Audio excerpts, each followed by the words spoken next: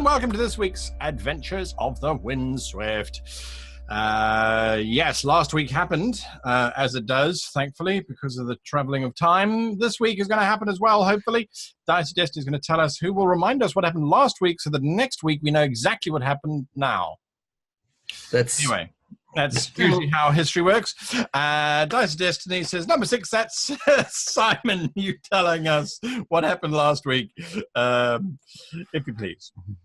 All right, so last week we had an introduction of the character that I'm playing now, Atra, and basically got together, spoke a little bit about like the background of them and my character, tried to repair the ship, slept a bit, and then got boarded by elves, and now we are kind of need of disposing of them because they know too much.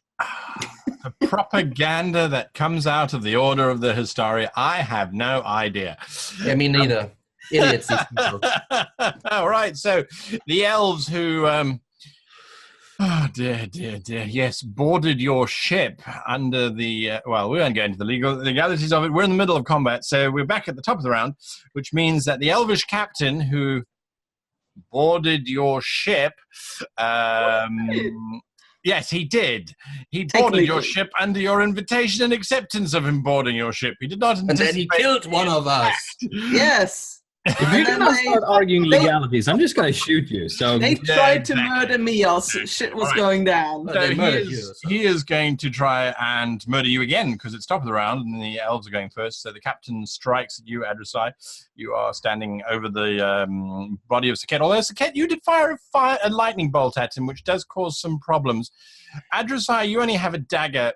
He growls at you, Adressai, and says, "Know your place."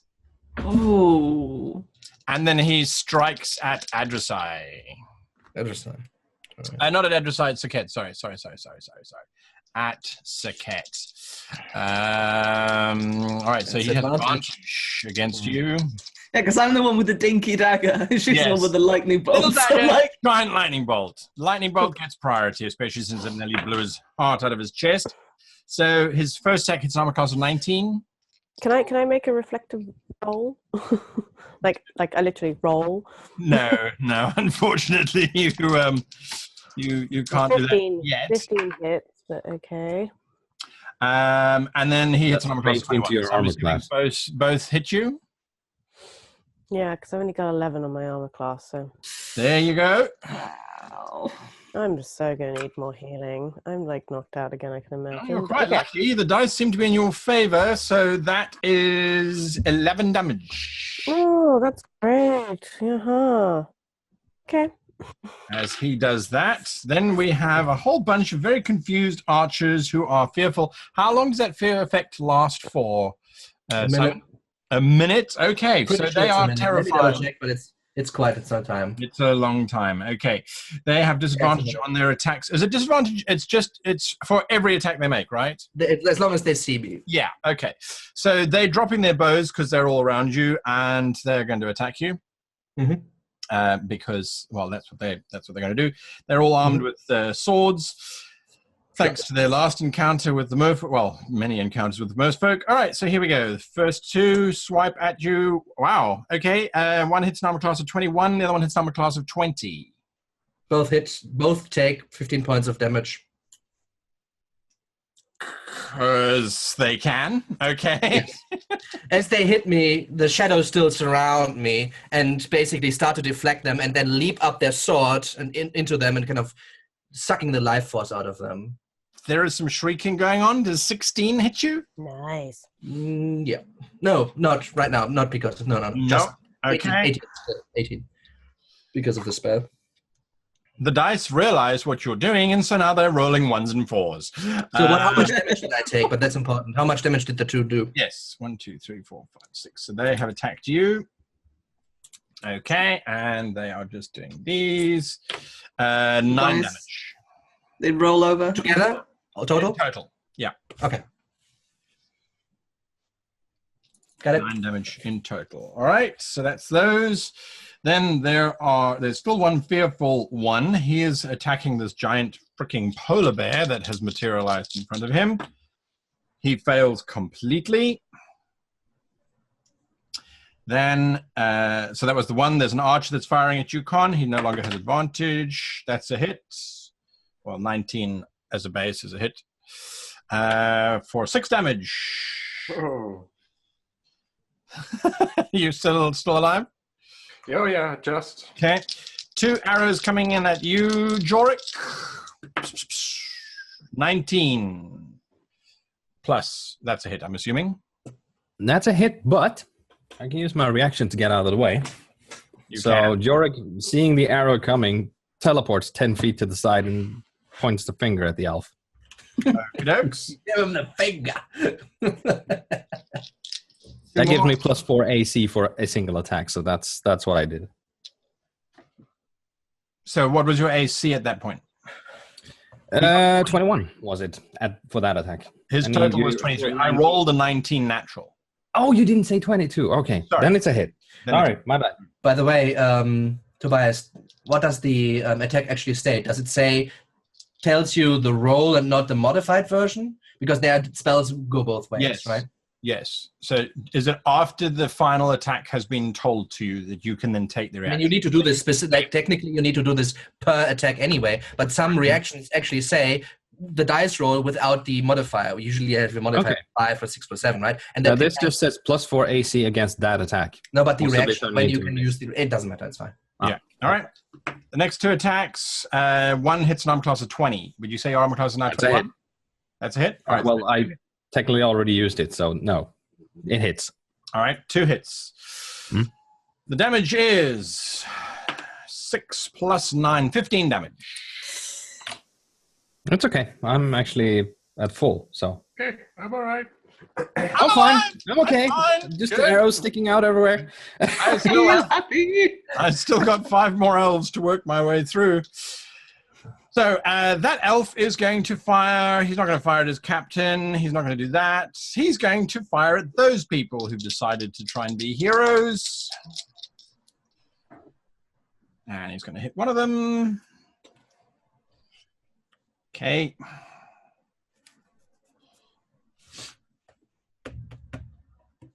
Ouch.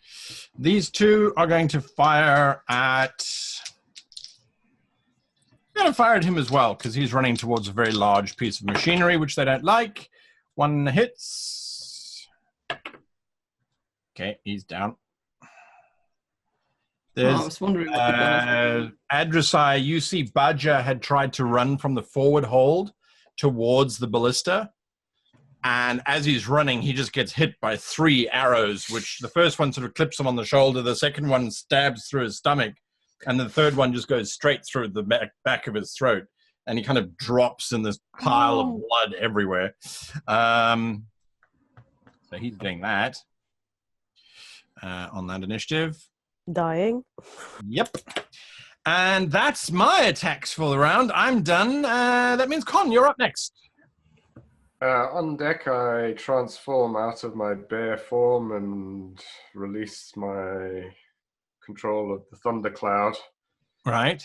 Once more, the druid standing with his staff brandished, and I reach out into the spirit realm and summon spirit creatures amongst the remaining elven soldiers. 8 mastiffs. Large Ooh. 8 big mastiffs appear on the deck, and they get to make an initiative as well. Right. All right. We'll be back next week after Connor. Nice, that's 20 for them. Right, so the mastiffs are going first. Next round, then, right? Because we're already in initiative. Correct. And I command them to attack the archers and such. Okay, you better get your D20s ready because you're going to be rolling those attacks to them. Yep. And I'm going to ask for those numbers later on. So that's what you're doing? Yep. Okay, 8 shadow masters appear. What do they look like? Obviously, they look like mastiffs, but They look like, yeah, I mean, they're big, fake. large dogs. They're spirits, so perhaps slightly translucent, but otherwise, for all intents and purposes, they look like a... They look like good boys. They're good boys, yeah. Yeah, good dog. Okay, Jorik, you're up. I'm going to shoot that captain that's still trying to kill my friends back there. Thank you. We're so fucked down here. They have 1, we have 20. Hello? Yeah. But they're not doing well. We are. Make attack. That's a 10, so that misses. So I'm going to use a reaction to shoot that again, which is a 27. That's a hit. That's good. And I do 8 points of physical piercing damage. Okey-dokes. Is he still alive? Yep. Then he gets another arrow. Make your attack. That is a 17 to hit. That's a hit. 2 damage. All right. You're going to die now. That's 6 physical. And I'm going to add my... Boom. You add your 22 psychic. All right. Add your boom. The captain clutches at his back where your arrow has embedded itself, and then he explodes in a shower of blood and entrails. Yes! Suck it! The captain's Nice. down. And that's all my actions, so... That's Jorik. Atramentum. All right. Enough of the niceties. Were we nice before? Ish. Ish. Now they had the chance to give up. Okay, first attack. As I wield my maul for 15. To hit? That's a hit. 27 damage. Oh. Is he dead? He is dead. Gives me another attack. Next one. 16 to hit. 16's a hit. 28 damage. He's dead. All right. Nice. There's a cleaving going on in the ranks. So what happens is the mace comes down, just like crushes into his shoulder, and just the kinetic energy just like also just deforms him and breaks his neck as he just falls down to a clump, and then just with the momentum going on, slams into the next one as the smoke kind of leaves a trail behind the arc of the weapon. Lovely. Adressai. Yes. The captain is dead. He is all over the ship right now. You're covered in him. He boarded the ship. Yay! Well, better than him covered in me. All right, I'm going to cast Warding Wind. Strong wind, 20 miles per hour, blows around me in a 10-foot radius and moves with me. Deafens creatures, extinguishes flames. The area is difficult terrain for creatures other than me, and the attack rolls of ranged weapon attacks have disadvantage. Gotcha. So, and I'm going to cast that, and I'm going to run to the fallen gunner and try to drag him back down below deck. Okay, you cannot get to him this round because he is about 45 feet away, but you are running to him. Absolutely. Oh, I can use feline agility, which gives me Double speed. double speed for a turn. Nice. You get to him. He's Yay! definitely leaking all over the deck. That takes us to Seket. What you doing? Well, I'm gonna pull Mios into the map room and slam the door shut. All right. So, I'm not in a good state. Nor is he. No, he's still crying. I'm gonna slap him. Okay. Slap him. Being hysterical, boy. He snaps out of his sobbing and he looks up at you and all he says is, "They're both dead." And Who's then both dead? he grabs your chest and just starts bawling again. Oh God, who's both dead? Oh, That's no. all you get out of him. You're going to have to slap him again. Time for the dogs to go for a walk. Mastiffs attack. Oh no! How many archers are still firing at people? There's 5 plus those 10, 15 archers still remain on the deck. Jeebus! 8 of those archers get a mastiff each. They get a mastiff each. All right, give me 8 attack rolls. Anything above 14 is a hit. Okay. Also, each one, when it attacks successfully, must make a strength saving throw. Okay. Or be knocked prone. Gotcha. Give me a raised Okay, attack. first attack. Why do you even need us? Got 20 of them. Hell, Company. fair enough. That's a successful attack, All right, keep going. dealing 2 damage, unfortunately. Roll the dice together, it's quicker. 2. All right. Comic relief. It's a DC 11 to whether or not that guy stays upright. He's prone. Second, that's a hit. That's 4 damage. Yeah, next. It was 14, did you say, was the AC? Yeah.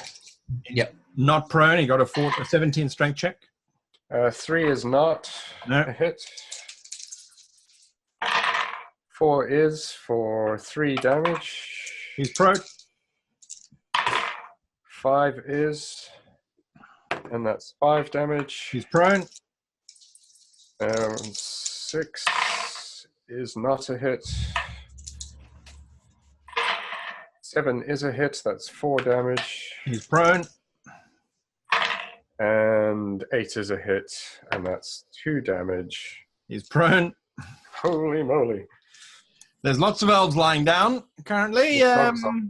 This dog's just going to spread out like chaff. Everywhere. The elves see these dogs attacking. They see all of this going on, and there is a command that gets issued across the deck by someone who's in charge, and they immediately drop their weapons and raise their hands. That's The what they're captain doing. falls. Con, you yourself now can act. Taking all of this in, I look for the source of the order. There was an individual who seemed to be dressed slightly better than the rest. He seemed to have the same sort of epaulets that you had seen on the third officer that you rescued from that previous elvish ship. Lockweir, if you remember. I order the mastiffs to stand down and guard the remaining prisoners now. Sure. As I walk up to this officer.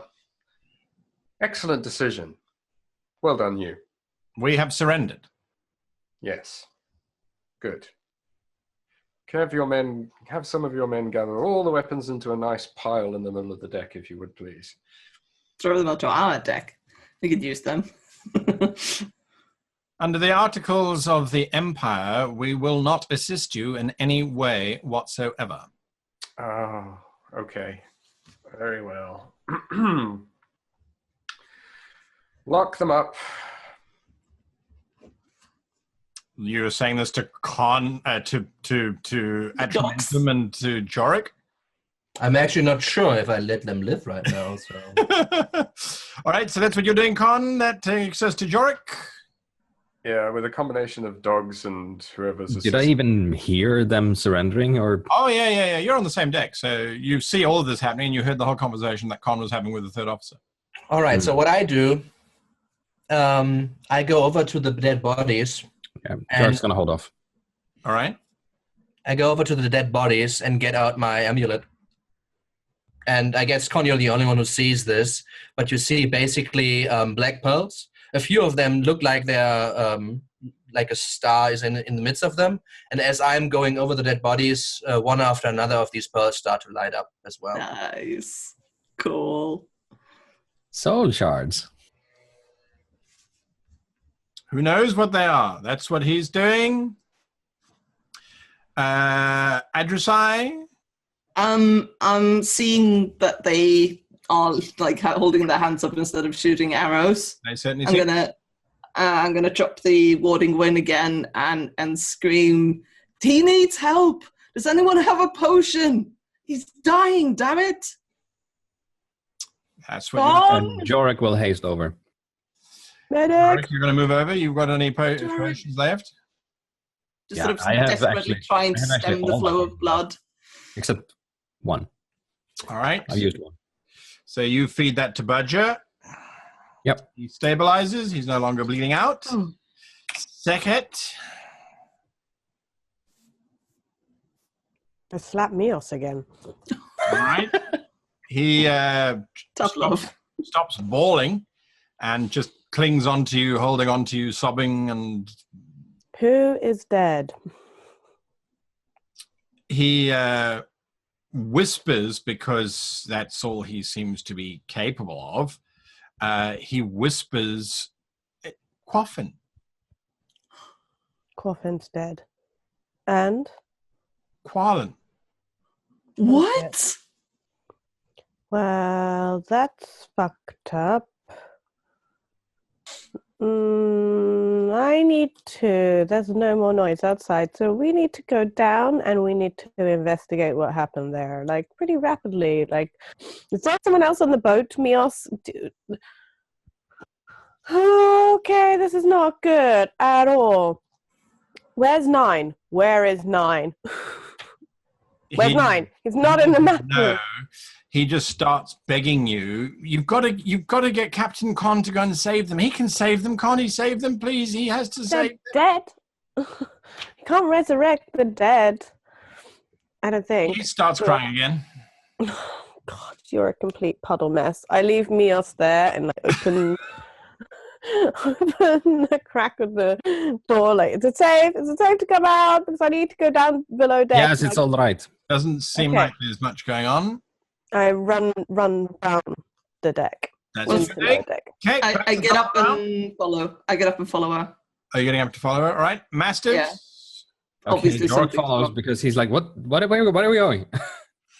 I lean over the railing and call for whoever's there. There is no one on deck. To come up. I just shout, You see a bloodied badger lying against the masthead, sort of looking rather sad, but that's it. Everyone has vanished. I'll go over to Con. You would see. Is it Doric with Badger? No, he's just followed Saket down, his adversary down. Has he? Where the hell is everyone? I go over to Con and just you would see the weapon that I was wielding is now gone, and you would just see like, you really want to let them go? They've surrendered. I have no interest in slaughtering surrendered soldiers. They will tell their superiors about us. Their superiors already know about us, and what they'll tell their superiors is that they failed to apprehend us, despite their superior numbers and firepower. So they'll send more. Good. Oh, damn! God is feeling that blood first. Also, is this normal? Like just the two of us here, the rest just looking down, gone? There's normally more active crew. There's certainly more deckhands and subordinates usually. I know we've had... What about the inquisitive elf and the... Where the hell is Lieutenant Ty? The cat. Lieutenant Ty! You shout across the bay. It echoes across the mountain ranges and the far distant hills.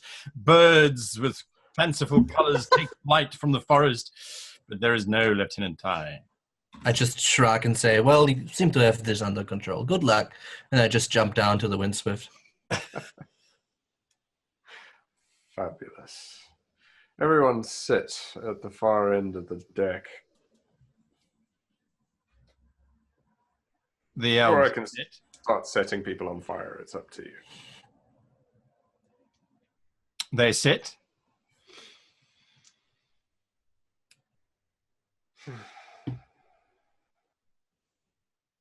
So I guess you're in charge now. I look at the officer. He looks impassively back at you. No talking, no acting, no doing. Very well. Well, I guess we'll just have to sit here until I find out what's going on. How long do your mastiffs last for? An hour. They're All right. helping. All right. By the way, the wings and They're such just would have growling. also subsided after the fight, right? Correct. Just making sure. Saket, you go rushing to where exactly? Well, where the engineers would be, I guess. Where would they be? Yeah, there's no I engine guess- room anymore. Well, weren't they repairing the damage before? Sure. So I'll go to the room with the most damage. I go logically where one would go. You don't know where they are, so that's why I'm asking, where do you go? The damaged area, no one is working there? Mios, where are... Oh, no, I left him in the You back left room. him behind. You do What's going on, hear- Saket? What's happening? You- Apparently they're dead, and I Who's dead? the engineers are dead. The gnomes are dead. What? Apparently they're both dead. We need to find 9, and we need to find them. I want to run to the engineer's quarters. Oh, that's a good point. I'll go there too. All right, you go rushing to the engineer's quarters. The door to their quarters is uncharacteristically open. And when you burst in, you can see that, the two Jock and Stokes lie side by side on the bed that they obviously used to sleep in. And one has a very neat cut from one ear to the other. And the other one is lying there with a very strange colored complexion. Their skin has gone this bizarre blue shade. The throat area looks to have basically been burnt away. It looks like it's been burnt. And they're just lying there holding hands on the bed. Was this a suicide pact? Can I recognize that damage from somewhere? There is on the floor a canister which looks like it used to contain gnomish fire, which Waffen used to use in his flamethrower. No. This looks like a suicide pact. Why did they commit suicide? There is a note that has been neatly folded and placed on the counter next to them. Oh, how unusual for men to do this when they commit suicide. This is handy. I take it and read it.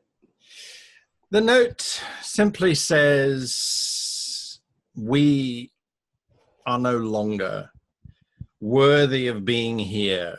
It is our actions that have led to this place, and our actions will no longer and no further bring disgrace to us. We are no better than..."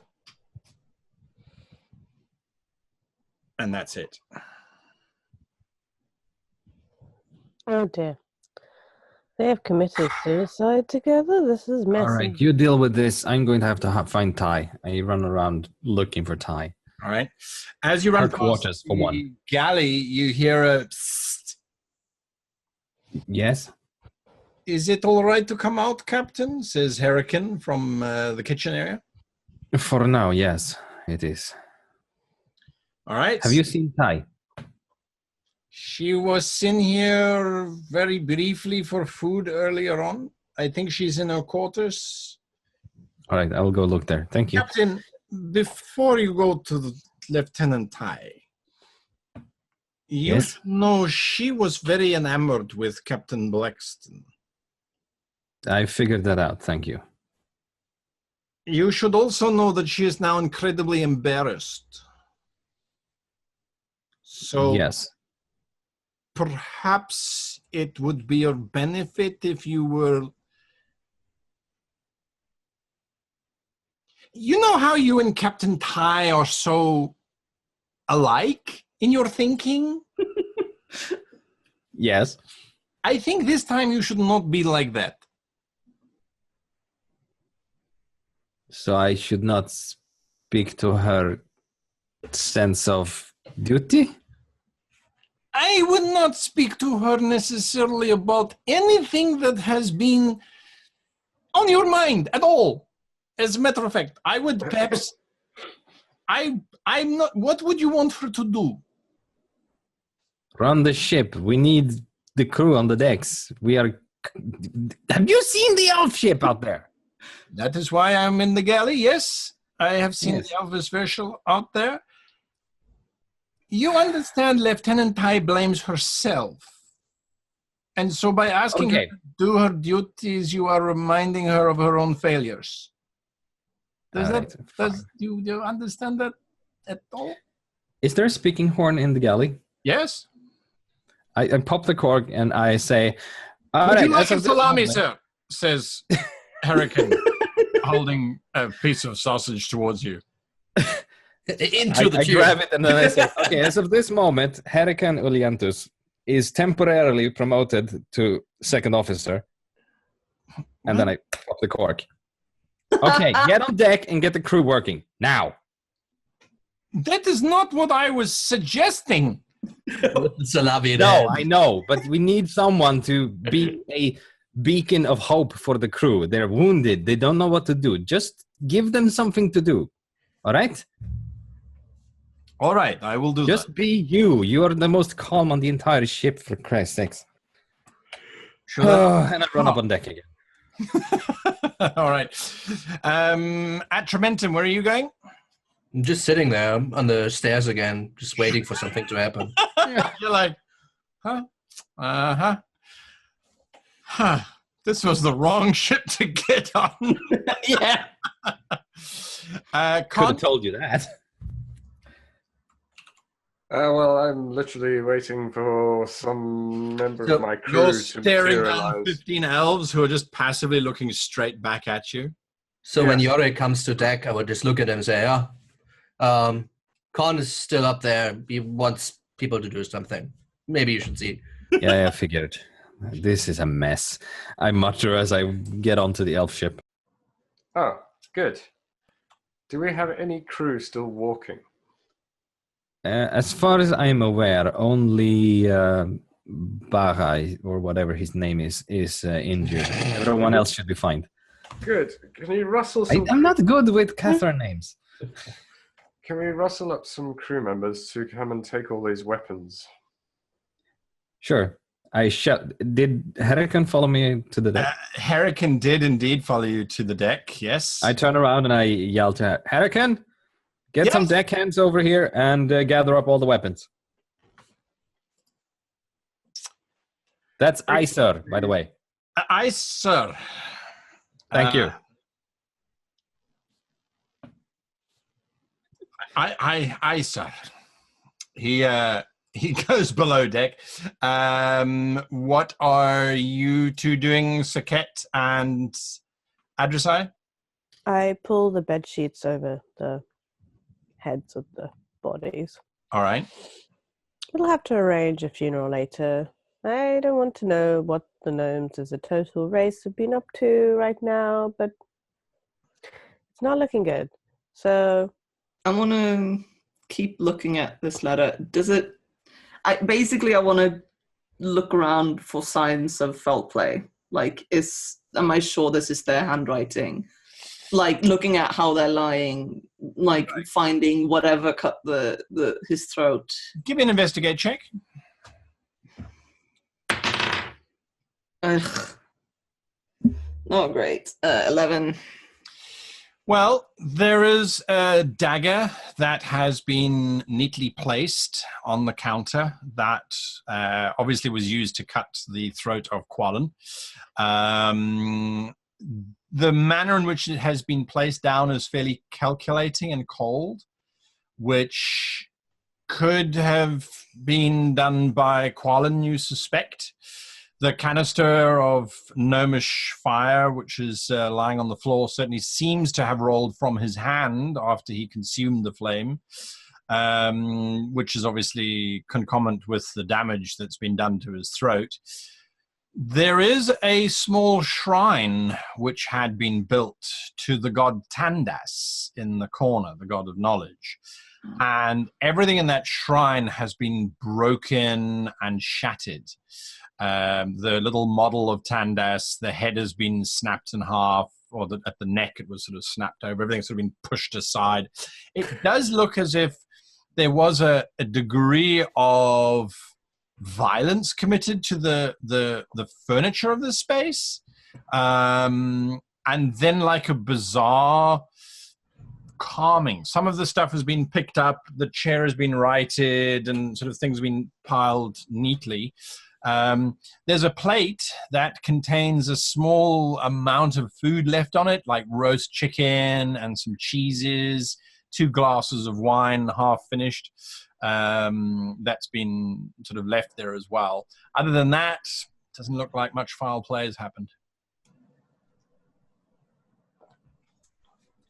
Adressai, you need to go and find 9. Yeah. I'm going to take the little statue of Tamdas, both pieces of it, and I'm going to go to my quarter. All right. You're heading off to your quarters. Saket, you covered the bodies in the sheet then? I think I better go do damage limitation with Jorik and Lieutenant Ty, because knowing that situation, it's going to go really, really well. All right. So you're heading to Lieutenant Ty's quarters? Yes. So I have no idea that he hasn't gone there, so I just... You arrive. You knock on the door. Is there any answer? Beg your pardon? Is there any answer? There is a very quiet yes. How are you feeling, Lieutenant Ty? Good? Single syllable word answer is fine at this stage. I let everyone down. I'm not sure what you mean by that, because you haven't. But I think we'd all appreciate you coming back out again. And then you could help everybody. I'm really not good at empathy. Look, I don't really know what's going on, and it's probably personal, so I really don't want to know what's going on. So you can keep that all to yourself, and that's absolutely fine with me.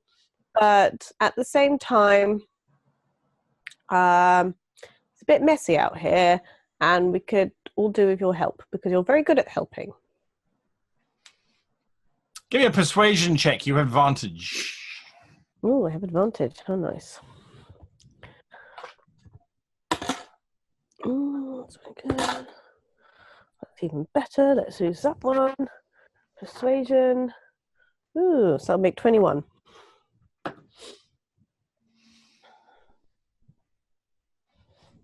The door opens, and she doesn't look directly at you. She's sort of looking at the ground. And slowly she raises her eyes to look at you directly. And she says, if I can help, then I suppose I must help.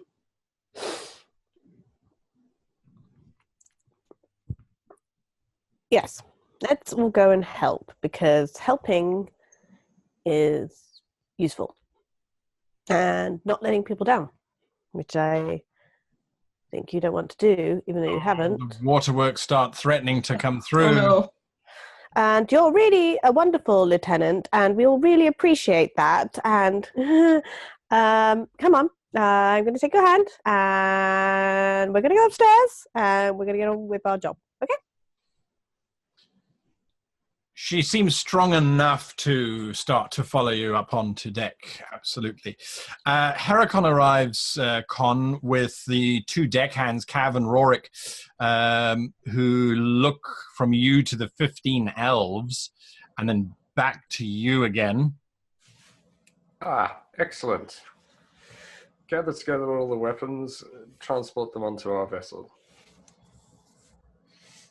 Once you're done with that, anything else that might be useful? Food, supplies, leave them enough water to get by with, but everything else we'll take. Heracon looks at you. Make speedy work of it, please. He looks at your mastiffs. He looks at you. Fails his wisdom saving throw. You want us to rob a ship from the Empire? Yes. I do. Yes. Yes. Time is of the essence, Heracon. Right. He turns around and he says, you heard the captain, Cav, Rorik. Pick up all of their weapons. I will go and search the ship for valuables. Usables. Jorik corrects. All of it. He starts I going imagine around. they have a ship's purse somewhere. Jorg gives Con a plain-faced look and says, "So, do you want us to sabotage the ship, sink it? Not immediately, but enough that they need to actually go to land and not go home?" Let's sabotage the ship. Let's not sink it. I have no interest in unnecessary deaths, yeah? Right. I'm sure we can all agree on that. Jorg will try and figure out a way to sabotage the ship as to make them have to go to land immediately instead of going home and shouting, "The health order of Astaris are bullies!" Well, considering they've got no steering. Who would try We to don't bully know you? that. Yeah, we don't know that. Yeah. So, all right, you go below decks. No You're idea the steering has been sabotaged. trying to figure out how to sabotage the ship, and something in your head says, well, if they can't steer... A 27 roll on Sailor. Yep. Sabotaging the rudders is the easiest thing. If the ship can't turn, the ship can't sail anywhere, you can't work with it. It becomes a bit of it's like trying to steer a log. Probably not a very good thing. So you head into Just us, right? Yeah, I head down there and try and sabotage the steering then. Well, you get to the steering, and it's already been sabotaged quite well. It will probably take 2 or 3 days to repair this if they have the replacement parts on the ship. Oh, good work, Hurricane. And I woke up again. All right. You're heading back up again. Adversary, you arrive at your cabin. I'm proactive. Is 9 in there and all right? Well, he is. He's sort of looking out the porthole, agitated. Yeah, I'm going to cast tongues on him. All right. Are you doing all right? Lots of lightning and flying and... Yeah, we were attacked. It's really bad out there. Do you think you could go help out with anything you can? There's a lot of I repairs am to be done. Stone Shaper. You have stone? I don't, I'm afraid, but you're going to have to do what you can with what we have. I'm sorry, I could just use some time alone right now. He nods. I find stone. And Okay, thank you. skips out of the doorway and sort of down the passage. And you hear him muttering, not stone, not stone, not stone, no stone. It's not okay. This isn't stone. As he disappears down the passageway. I'm going to sort of sit down at my desk, and I'm going to sort of clear it, and I'm going to put the little statue of Tandus, and I'm going to just balance the little head on top of the little neck, and I'm going to take out the 2 dancing stones, and I'm going to place them on either side.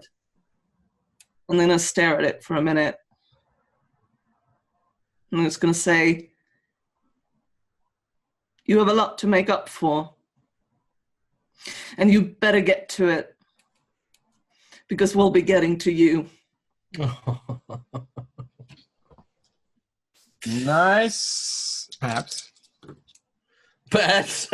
Now we're threatening God. This With is not fair now. Defiance. I'm not in the mood. I approve. Silence. The statue looks back at you, the eyes almost impassive, as you pour your soul out onto this little statue.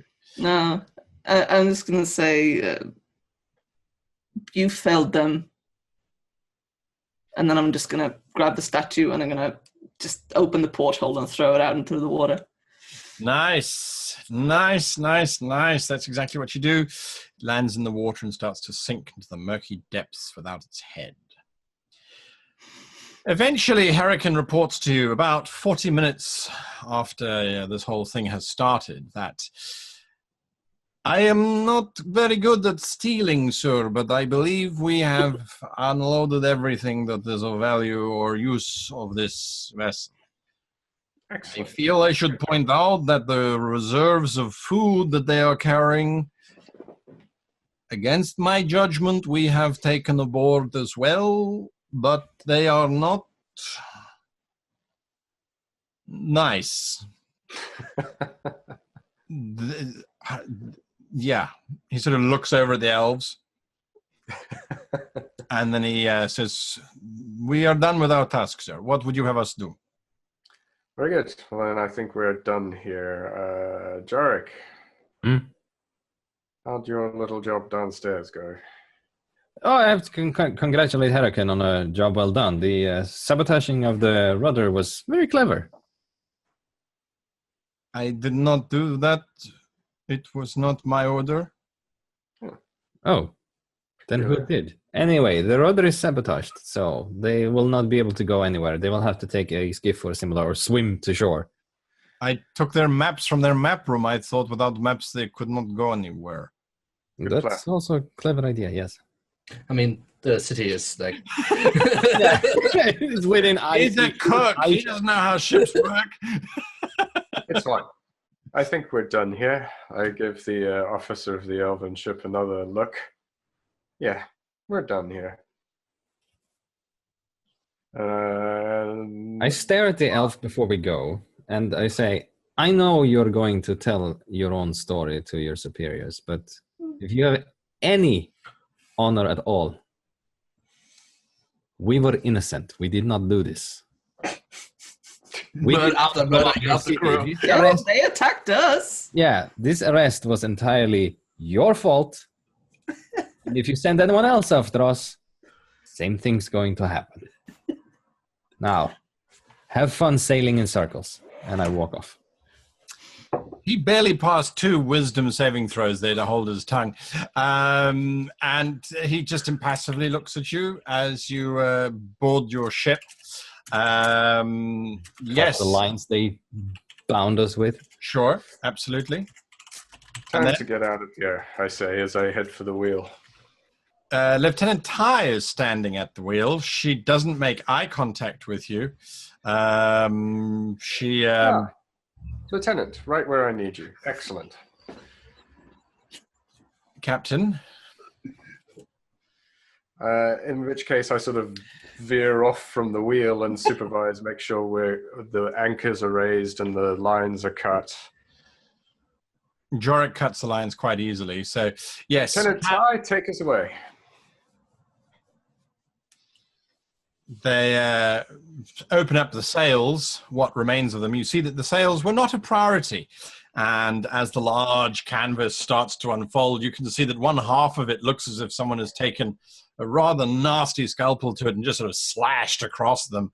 You suspect the efficacy of the ship is probably down to about 20% in terms of speed at best until you put new canvas up. Course, Captain? Get us out to sea for the time being. I would like to be out of sight. Have you spoken with the Jockenstokes? I'm not sure that this vessel is particularly seaworthy just yet, sir. It's going to have to be. I'll go find them. Right, you're off there, she says as she spins the wheels. By the way, I'm on deck too. Yeah. Jorik's going to tug on Khan before he walks away and sort of take him out of earshot of Lieutenant Ty and say, well, there's a problem with the Jockenstokes. They're dead. What? How? As far as we can tell, they have committed suicide.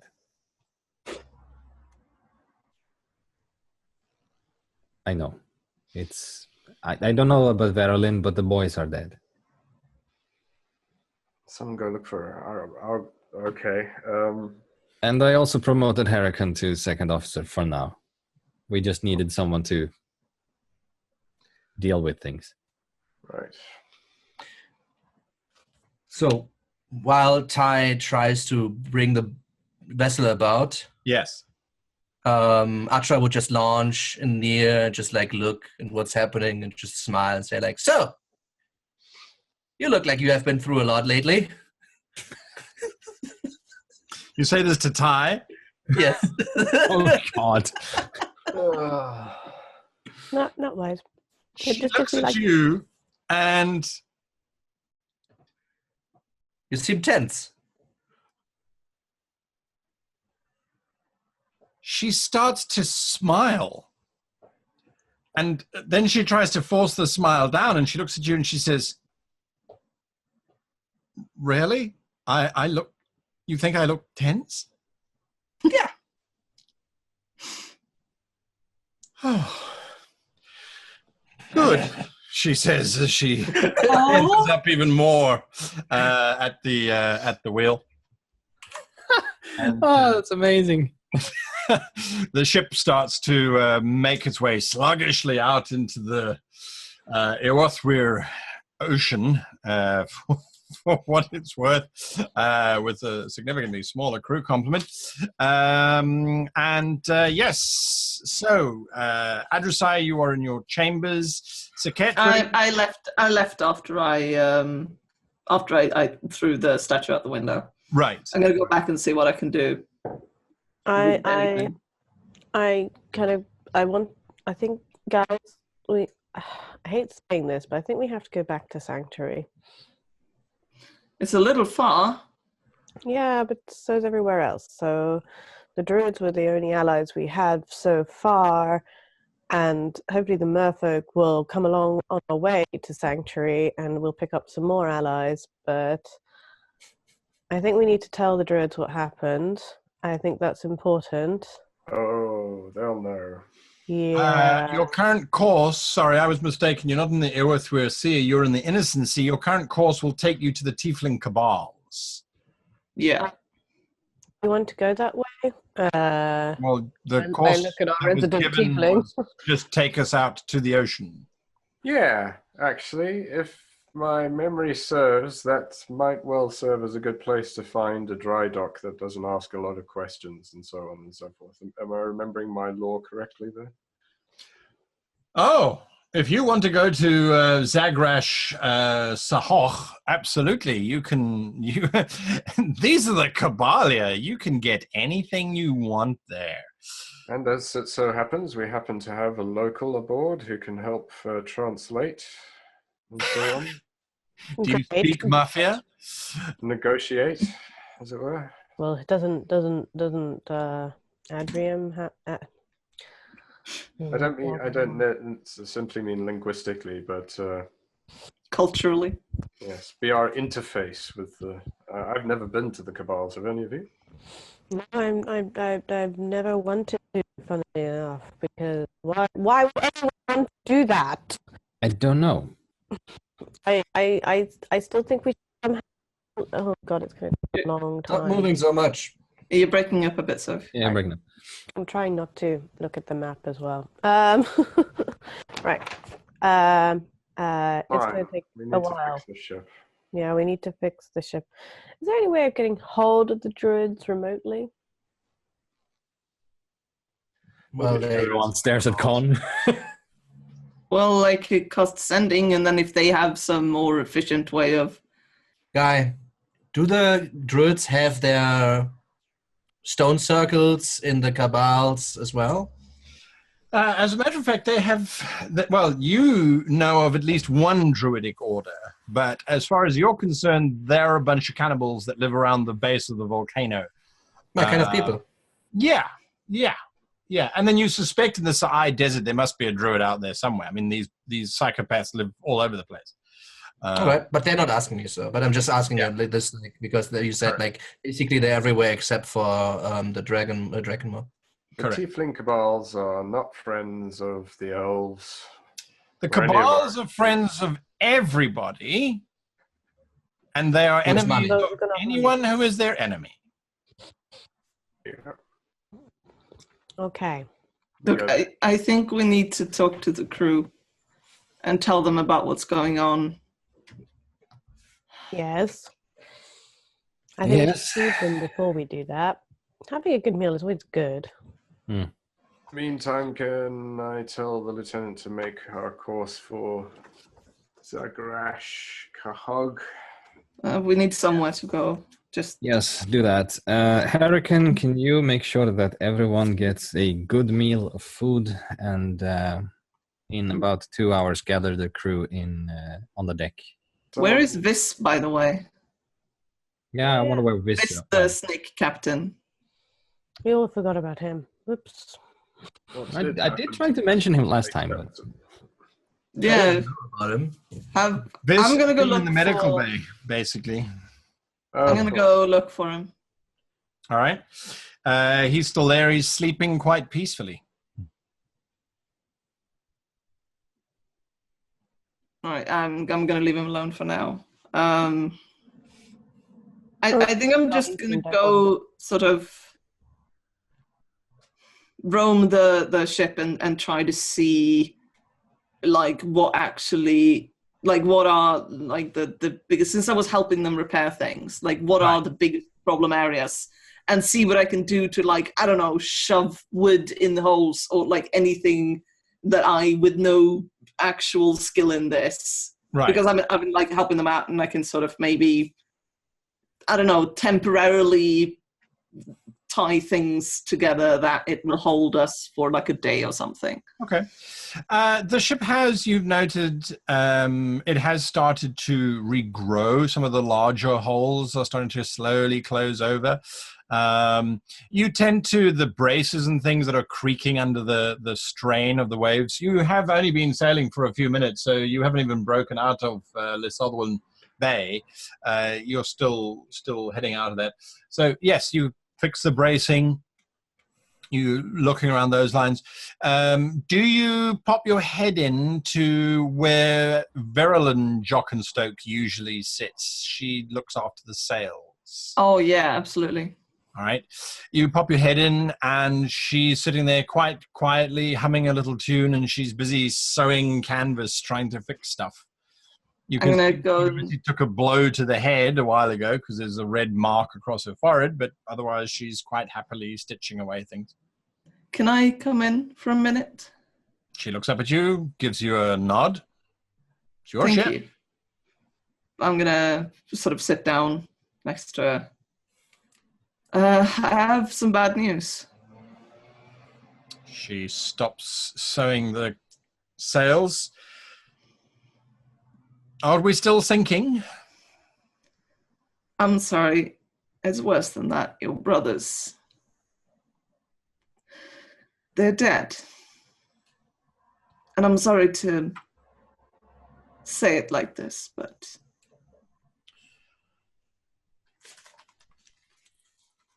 If they died in battle protecting their ship, then at least they died happy, I suppose. That is the risk we all ran when we joined the Order.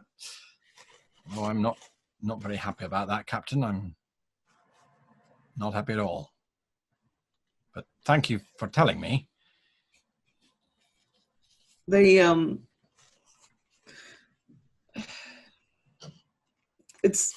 didn't die in battle.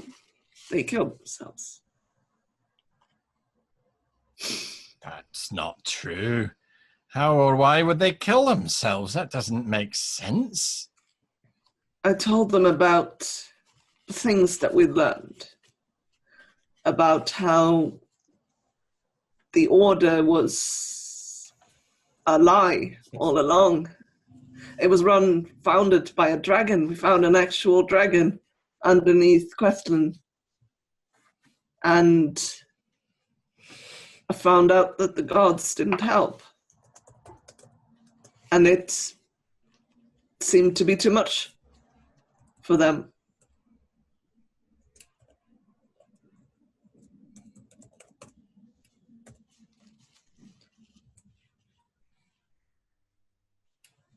I'm sorry,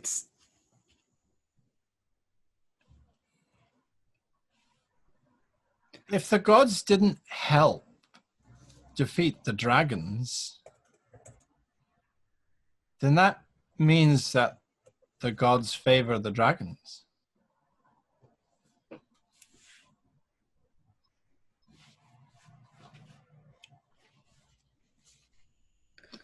All of this has been for nothing.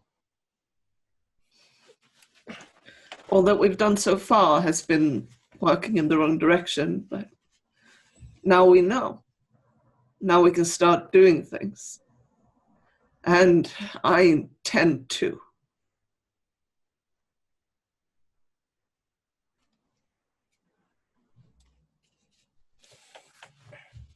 Did they at least die together? They're in the room if you want to see them, but they did.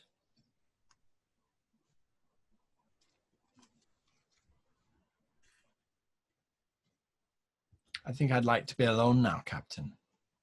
All right. I'm going to leave her to it. All right, you leave her to it.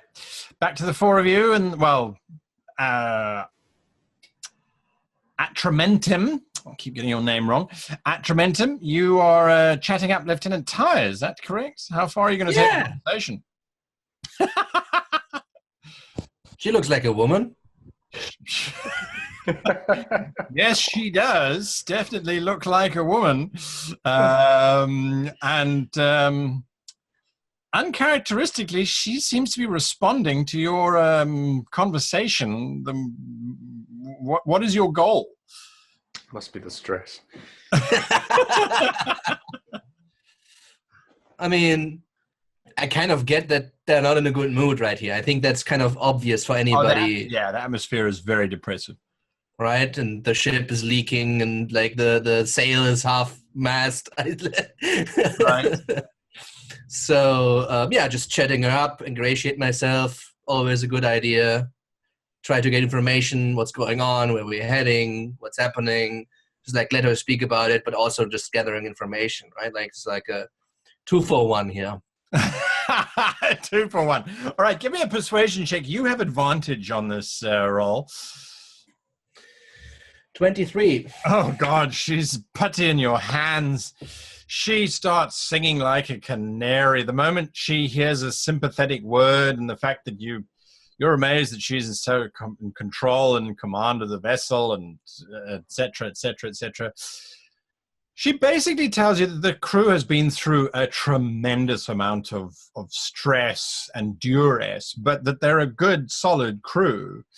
And they have had tough times. And this Qwethlan incident was the most demanding. She goes as far as telling you that the captains were actually very unhappy with the state that the order was in, and that the crew is completely behind their captains. They completely support them. Emphatically. Currently, their destination is Zagrash Kahoch, which is one of the only 2 large tiefling establishment cities on the tiefling cabal. It's going to take about 6 days crossing over wide open ocean to get there. Of the 2 giant tiefling cities, Zagrash Kahoch is... It's your own doing. It's probably the most dangerous city that you know. You come from Hechbiofkor, which is it's considered the polite, civilized city. Zagrash Kahoch is where the cabals who couldn't cut it socially kind of got sent. So it's dangerous. If you were to walk into there would be a couple of cabals that would be very interested as to why you're there. Are you there to enact a contract? Are you there? There would be a lot of questions that are being asked. There wouldn't be any movement against you because of your standing within your own cabal and because your cabal is from Hechbiofkor, which generally is a richer cabal anyway. A little bit higher social standing. Yeah, a little bit higher social standing. But if you were to be alone in a dark alley, there's many an individual who would quite happily claim your head and the prestige that would go with it. Yep. But that's true in your home city as well, let's be honest. Right. I mean, you need eyes in your back, right? Correct. So that's pretty much what she's saying. She does tell you that there was an incident at Naxa prison. You know that Naxa prison housed a lot of very bad people. But other kind than of affirming what Yorick told me earlier, basically. Yes, because he spoke about that as well. She doesn't seem to know anything about anything along the lines of dragons or that sort of thing. Right. She doesn't know about the elves, and when you sort of hint as to why she wasn't involved in the fighting, she gets very cold and clammy and sort of shuts down. I wouldn't prod further than that. I would kind of change the subject, realizing that, and kind of go and like, we've been up here for a bit. Want a coffee or something to eat, maybe?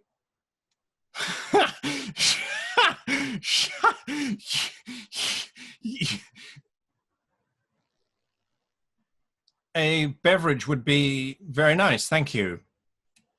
She Right. says after trying to claw back what little dignity she may have left. Yeah, she's Just yeah, then move below deck, the tail flickering behind me, just like right.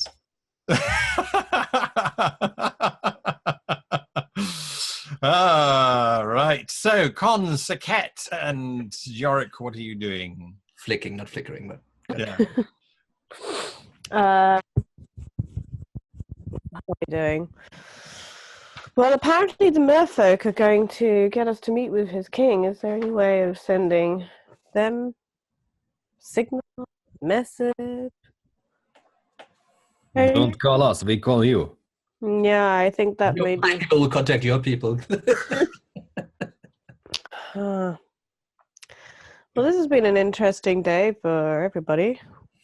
Oh, Con, I'm kind of quite sore. I would appreciate now the action's over, getting a little bit patched up before anybody else decides to hit me or anything.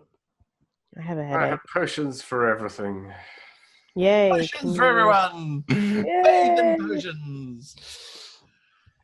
Can I have one of those 3 potions? from my store in the infirmary. I mean, you can just take a short rest, which I guess we took, and just take a few hit dice, right? Yeah. Take a breather. Correct. The ship starts to sail south. If anyone wants to do anything between now and say 2 days, let me know. Yeah, I would like to speak to these idiot captains that want to move to us to one of the most dangerous cities in the world. If you want to tell us a different destination to go to in your homeland, you're perfectly welcome to. All right, so you can all talk. You don't need. I mean, I don't know, if they're in one place or otherwise. I would just take a look at Khan because he seemed to be the one giving the orders. Order of business is to have a funeral. Yeah, we need to do that too. All right. I mean, first of all, we should talk to the crew and sort of tell them what happened. Yeah, and then stitch up the guys in their bedding and. To the wounded. I think their sister would like to stitch them up. Sister, how she feels. She's happy for a sea burial. Hurricane takes you in a side, Adressai. Might I have a word very quickly, Captain? Of course. Uh-oh. I couldn't help but overhearing that you want to discuss with the crew what you discussed with the Jockenstokes yesterday. Oh, yeah. That sounds a bit bad in context, doesn't it?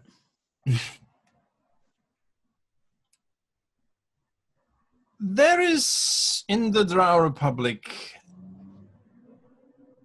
a feeling that there are some things that senators should know and some things that the plebs should know. This is not because senators want to remain in charge and keep the plebs uneducated. It's because the plebs sometimes don't know how to handle information that is not within their scope to comprehend. The Jockenstokes got dinner from me last night, and I should have said something, but I did not, out of respect of them.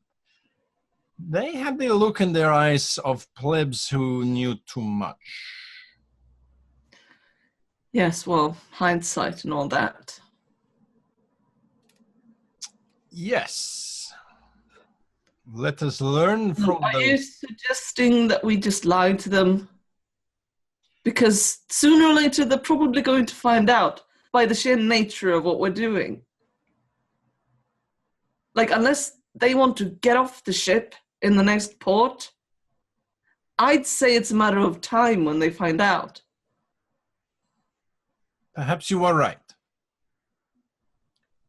But we all said we would stand with you no matter what you chose to do. And even when you said to us you were willing to go to war with the Order, we still stood with you. We do not understand all that is going on behind the scenes. We don't need to know what is going on behind the scenes. We believe in you and in Captain Yorick and Captain Saket and Captain Con. You will lead us down the right path, or you will lead us to damnation, but we do not care. We believe in you, captains. Belief is a powerful thing. If you take that away from people, then there is sometimes very little reason to carry on. So I noticed. Well, fine. We'll Everyone is going discuss to it. the path of the Jockenstokes. I think they were more intimately involved in the situation, but perhaps it is not deception if you do not tell them. It is omission. Well, You don't no, have fine. We'll discuss it with the other captains. First, I'm not going to tell them without some kind of consensus.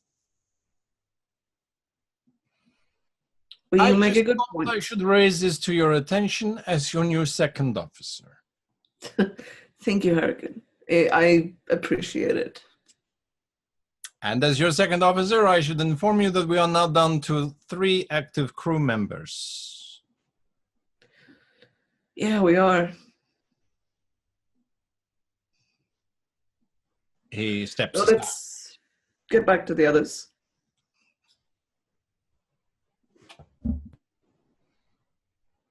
Georg's gonna head down to the shrine for a bit. All right. So, Captain, my captain. Who are you talking to? Mine to one, Con? as I said. Yeah. Oh, Captain, my captain. I just learned about our heading.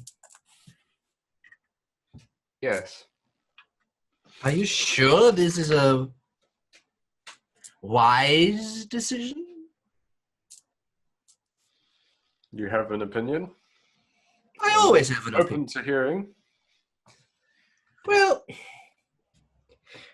I am not sure how acquainted you are with folks that usually lurk around in this kind of place. I'm kind of hoping to find a little bit of everything. Oh, yeah. Yeah. That's... I'm also hoping to find some shipwrights who don't ask questions. Oh. I mean, they will ask you how deep your pockets are, but it's really besides the point. I mean, I understand after our incident why you'd maybe not want to visit any of the other elvish harbors. It's an unexpected destination. Yeah, I didn't expect it. That's still... It's a very dangerous place. I'm hoping it's to not a find some tiefling. dangerous people to boost the numbers of our crew. I'm not sure Lieutenant Ty would appreciate the kind of folk you can get at that point, at that place. Is there another place you'd like to go since I'm still being patched up by Con here? Oh yeah. Name some. Any. Yep. It's you have the floor, Atramentum. Yeah, you know. You know my specifications. You don't like Zagrash Kahog. What is your suggestion? Maybe venture north to where the goblinoids are. The goblins.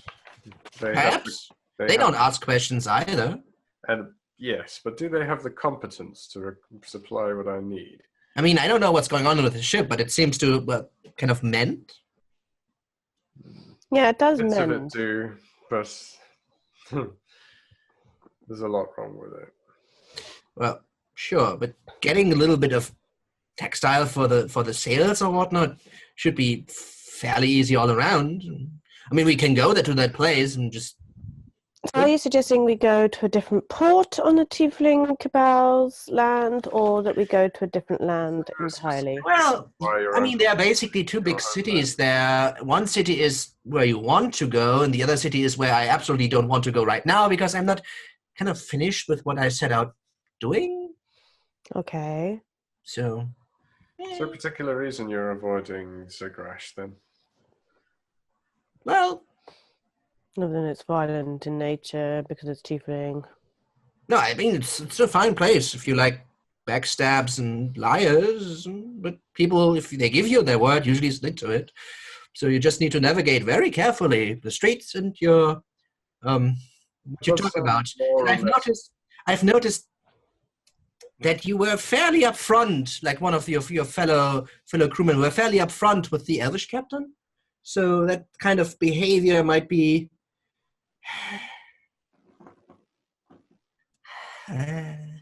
dangerous. Yeah, well, So beyond really, dangerous we should now. possibly be heading for the Brunei Kingdom, guys? No. I No. don't know. I'm just saying we can go there. I mean, one thing that I am worried a little bit about right now is like as you know, I was fairly upfront with this too. I'm looking for your former No, I think we all are. captain, I guess, or Lord Archon. How do you want to get on that track in the cable? There's a point there, to be fair. Well, thank you. I mean, we're not going to find him in Tiefling land unless something really, really... I mean, if your pockets are deep, I guess we can get some information on him. At least send out some people who get information, but... We have no idea where he's gone, so any direction is as good as any. Do you have any allies you can go towards? No, well, on the other side of the continent, maybe. I did suggest the druids earlier. I was Yeah, really another, I told you so situation. I never really dealt with the druids, but there was someone, I think the cat mentioned it, about like some goldfish. The merfolk. Yeah. Well, that will take care of itself. We have no control over that situation. They just seem to appear in random places, but yes, they were correct that we are supposed to have a meeting with the king of the merfolk. Usually it's influential. Anyway, I just want to be upfront here. Like, I am looking for the Lord Archon. Personal reasons. Personal reasons? Or you have been told to find him? Well, he's an assassin. A little bit of column A, a little bit of column B. But I really kind of... The Lord Archon is one of many objectives that we will eventually settle upon. Things are chaotic right now. Right. Well, the entire order, well, there's probably no more. Well, if they're out of order, then just keep me in the loop if anything changes, because, well, I'm your guest.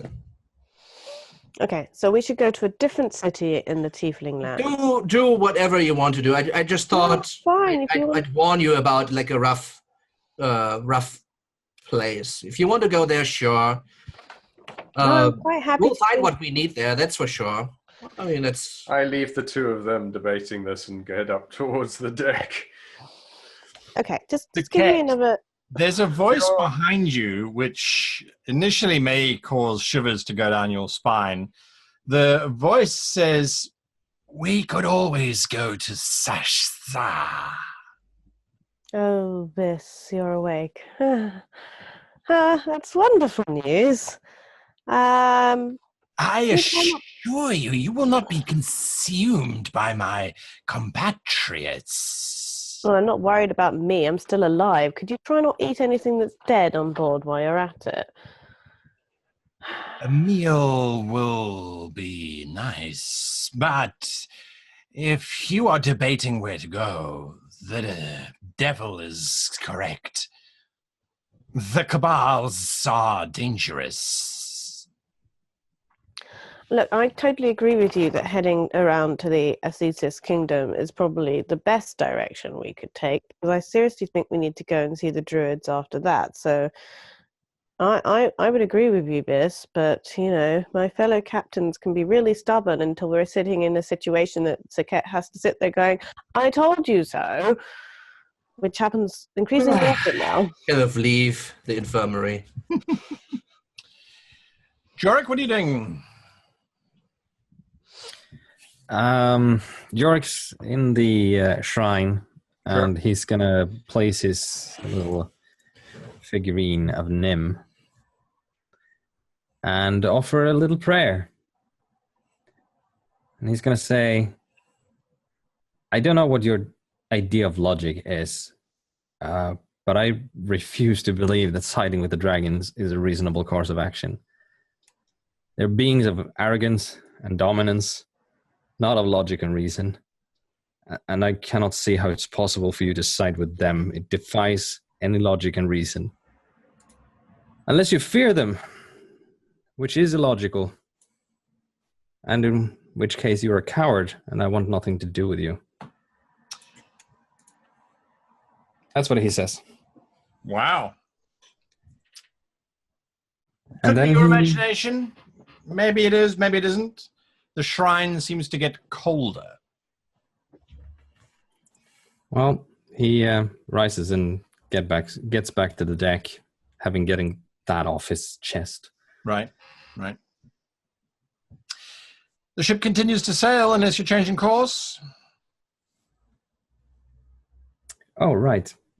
No? Yeah, Jorik's actually going to look up Con, because I think he's on the deck, right? Yep. Right, so where are we headed? Zagrash. Kahok. The Tiefling Cabals? Mm-hmm. There has to be better places to go, right? Why? Since when are we worried about some rough gangster criminality in a seaport? I'm just saying, our crew is not in the best shape. If we get into trouble, They've got 6 days to pull themselves together. All right. Unless someone has better suggestions, I would... We need to get out of the way. I'll come up with 2 cups of smoking kind of coffee. I'm just like, no. Excuse Well, me.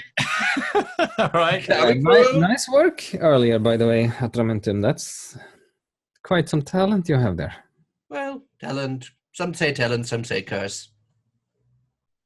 Oh, that's the life of a tiefling, isn't it? Oh, yeah, pretty much. Anyway, the snake is up again. He slithered something about their sandy dunes.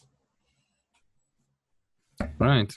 I've never, ever even heard of anyone who's been to the Assisi's kingdom and gotten back from there, so... Well, he probably was. Creative. Yeah. Well, thought I'd tell you.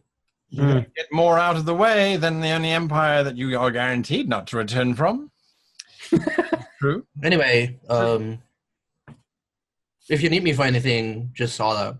I have an appointment. Now you just move along. Interesting one, that one. Con, do you don't know of any sort of druid circles or outposts along the coast around here? Do I? Give me a history check.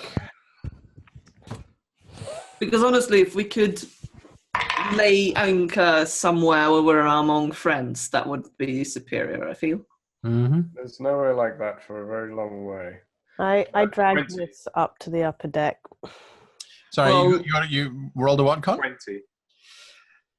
There is, as far as you can remember, there is a druid grove at the tip of Littleman's Bay on the Kingdom of Brunei, which, from where you are now, it's about the same distance as it would be to go to Zagrash Kahoch.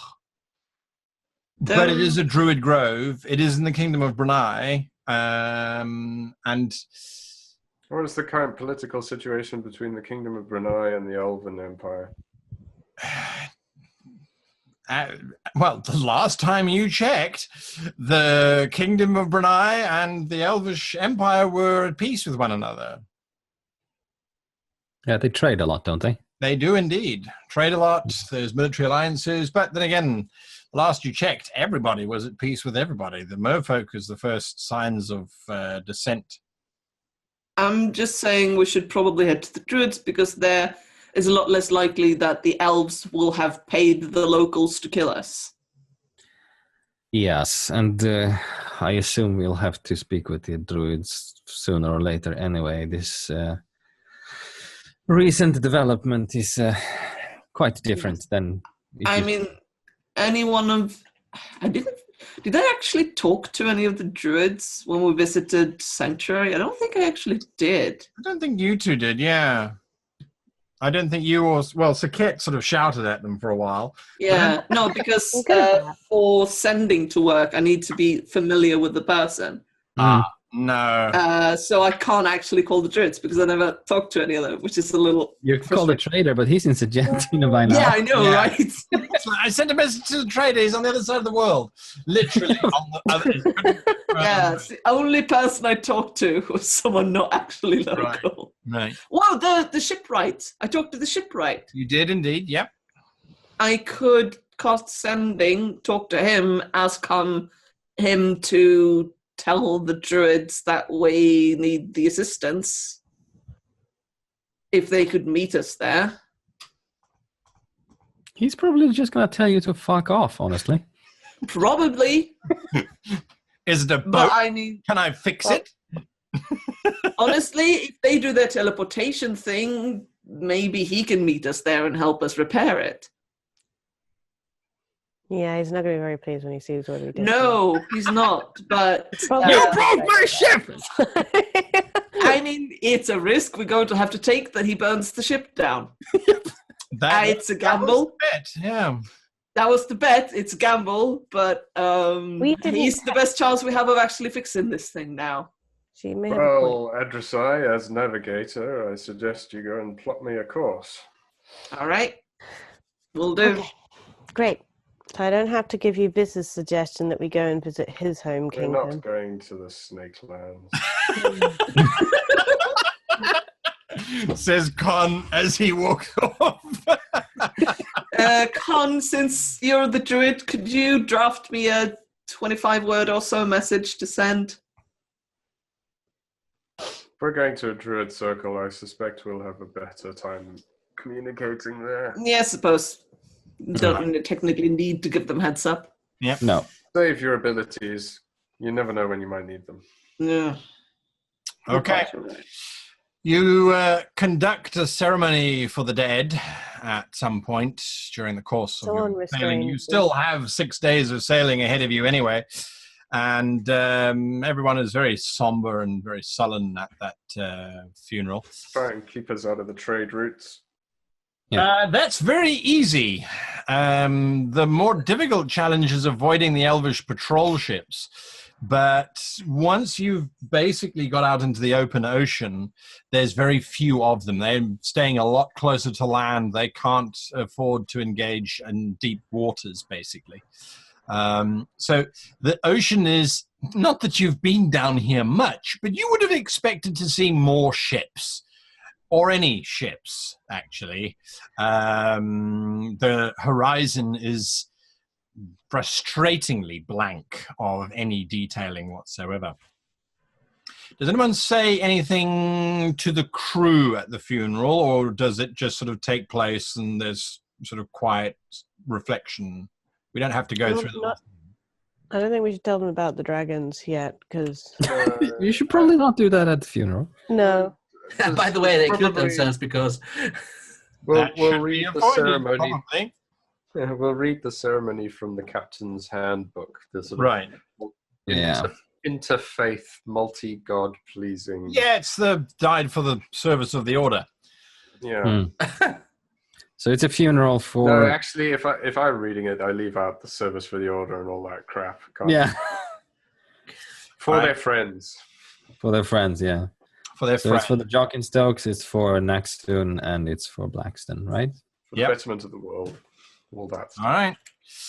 So that's what you read Their out. souls to the seas. They are indeed committed to the oceans, and the morale is oddly enough, it's slightly raised because there's a bit of closure that happens to the whole thing. you also notice that Hurricane has stepped up in terms of, not that there's a lot of crew to deal with, but in terms of Badger, Carvin, Rorik, and Mios, there seems to be a lighter, a sense of purpose almost, that now something is happening that starts to become pervasive. And it's 3 days into the journey when once again the ship comes to a halt, and once again Mios calls out, "We got seaweed again!" Oh, Seaweed. I was wondering when they were going to call. Oh, God. This is going to be interesting. A water spout appears, and once again our fishy ambassador rises to the surface and bows low before you. You travel a lot, don't you? I follow the wakes of those that I must engage with. You are the ones who travel significantly, yes?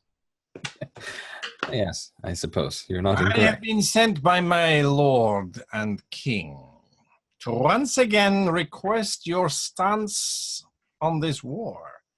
The signals are mixed. I don't feel they have been very mixed. We have been very, very adamant that we are neutral in this conflict. Yet It's you just- leave us a vessel filled with elvish marines who are completely defenseless.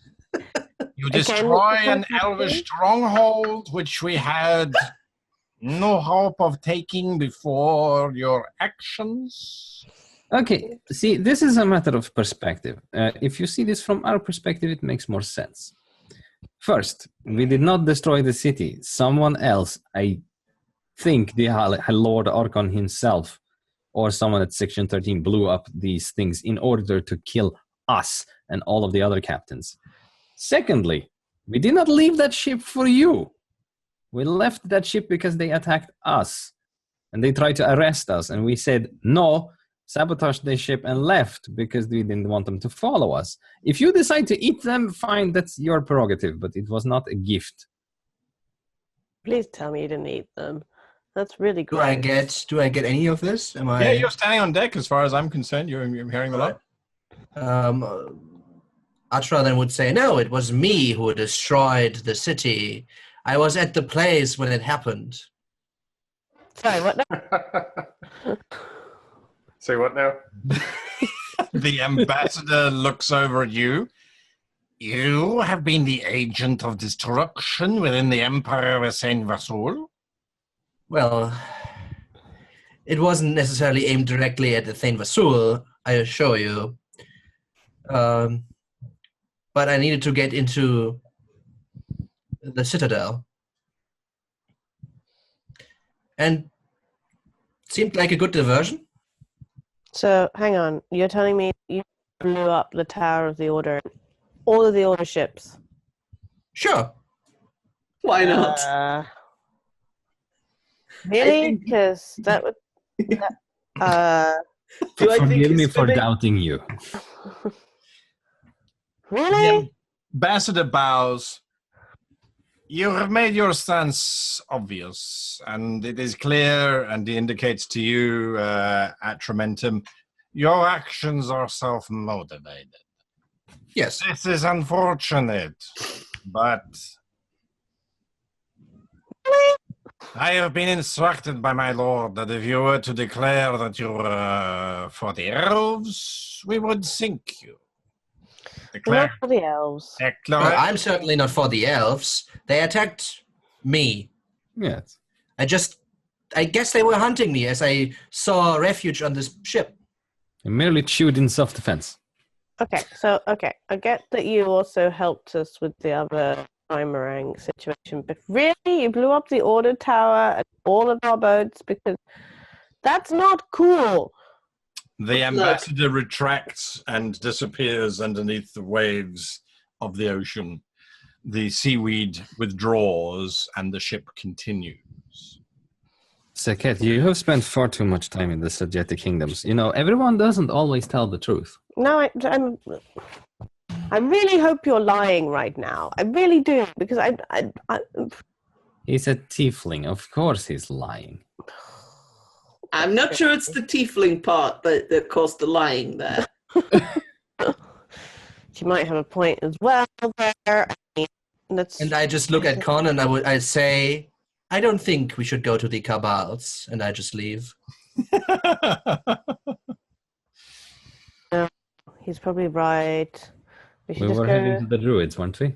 Correct. We're going to go to the Druid Circle on the Brunei Kingdom and try and work things. What the fuck is By the way, Con, what is your disliking for the Brunei Kingdoms? None whatsoever. I thought I felt a bit of disliking before when someone suggested the Brunei Kingdoms. No. just All right. No. No. I would have thought that traveling in towards allies of the Empire was less than desirable course. No. Let's hope we allies don't of run into any more everybody. naval vessels, that's all. I see. For the next 2 days, your ship continues to sail, and it does not encounter any sailing vessels until you get to about 50 miles off of the coast. And then you start to see a very strange formation. These cargo ships traveling in quite heavy formation, human cargo ships traveling in heavy formation with smaller cutters running up and down the sides, acting as protecting in terms of protecting their flanks, moving around the very tip of coastline that you are heading towards. But none of them pay you any attention whatsoever. You are neither elvish nor are you under the water, so they don't see you as being a threat or of any value to them whatsoever. They need to get their cargo from Tull all the way up to Kimber on Tor, and they don't have any cause or qualm to want to engage with you. And so it is on the evening of the sixth night that your ship pulls in to Littleman's Bay, that is overlooked by a rather large cliff face, at the top of which you know there to be a set of standing stones, not anchors, but standing stones that druids have used as a grove for many, many, many, many centuries. Is there any kind of dock? In Littleman's Bay itself, no, but certainly you can anchor the Windswift without a problem. Kimber on Tor, which is a few miles away, that will have a dock, absolutely. But So how's the ship looking at this point? You said like it was healing itself, right? yeah, so the cosmetic damage is still there, and the sails, of course, well, certainly Verlin has put herself to her work, and so most of the sails have been repaired.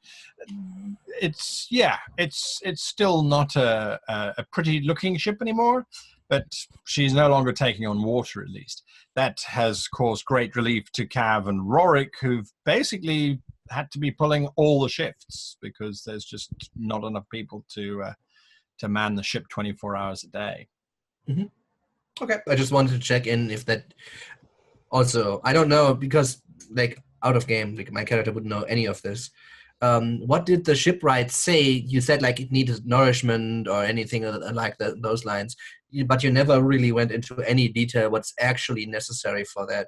Right. And I think I could have been taking care of that as the ship was repairing itself. Basically, she needs to be in the light and she needs to have water, both of which. Well, And also kind of oil salt or water something? or sweet water? Yes, it's not salt water. She does need to be in fresh water. So Right. there definitely, I think Adrasai, you can quite easily have sort of slosh. Watering it. Yeah, you're pretty much watering the lower It's a deck. watering can. Right. Here's a good Talking to it. and playing classical music to it, hoping that it'll grow. Yeah. Yes. So I yes, also kind of want to spend some time sort of figuring out what, like letting Nine help out more and sort of figuring out what he can actually do. Like, he says he's a stone shaper, but does that mean that he can work with tools, or is he like magic, or what is it? yeah, there's a certain amount of frustration with Nine. He seems to be not brainwashed, but he's blinkered. Insofar as when you try and show him to do something else, he looks at it and he goes, not stone. And he sort of single-minded, basically. Yeah, he half-heartedly tries to do it, but he doesn't really want to do it if it's not stone. So there's like a... It's very single. Not stone, not working. You get the sense that give him a lump of stone, he will happily chew on it and chisel it and turn it into whatever he wanted to. But Yeah. give him wood and tell him to make a joint. He sort of Whetstone. hacks at it, and No, that's fair. you But know. I can sort of have him help me out doing things, sort of holding things, Oh, carrying, sure. No, like, he'll happily. showing him what to do. Yeah, and Does he'll, he slide? Yes. yeah, 9. he'll happily run Water! around, help water and that sort of thing. Not a problem. Connor, you going to go up to this standing stones? Yes. I suppose so. All right. Anyone going with him? For once, yes. Yeah, I'll go up with him. I'm tired of being left on the ship. I'm gonna stay.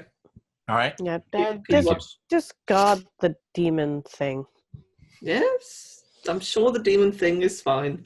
The demon thing is the least of our problems right now. The thing has been taken care of Lieutenant Tai to the point that Lieutenant Tai now joins crew meals. She has brief conversations and seems to be getting back to her old self, although her hair is now in a ponytail rather than in the tight bun that she has Goodness. traditionally always held it. Good. The rebel. No, I think that stuff definitely makes me want to give Atramentum the benefit of the doubt because, kind of vital right now. Yep. Just keeping her sane, if nothing else. Right. Try to make sure Lieutenant Tai doesn't throw herself at Yes. Have fun with the druids. Yeah. You make your way up to the stone circle, and Con, it's obvious to you, not to either of you, Saketo or Jorik, but to you it's obvious this is a tended grove. The stones are well looked after insofar as the lichen that is growing on them has been tended to and has been very delicately allowed to grow and to flourish, as it were. You noticed recently the druids all moved the stones forward an hour, daylight savings. And as you approach the stones, you are aware that is it a fox? Yes, it is. There's a fox that's watching you from a nearby den. And it's the kind of look that foxes don't normally give to humanoids, but someone who is usually a fox or usually not a fox gives to humanoids. Is it a foxy look? Indeed. God. Bad puns continue. Fantastic look. Con, I think we might have found our druid. And I nod towards the fox. What did the fox say? Oh, I God. haven't said anything yet. I need to get out of this fox form. That's it, I quit.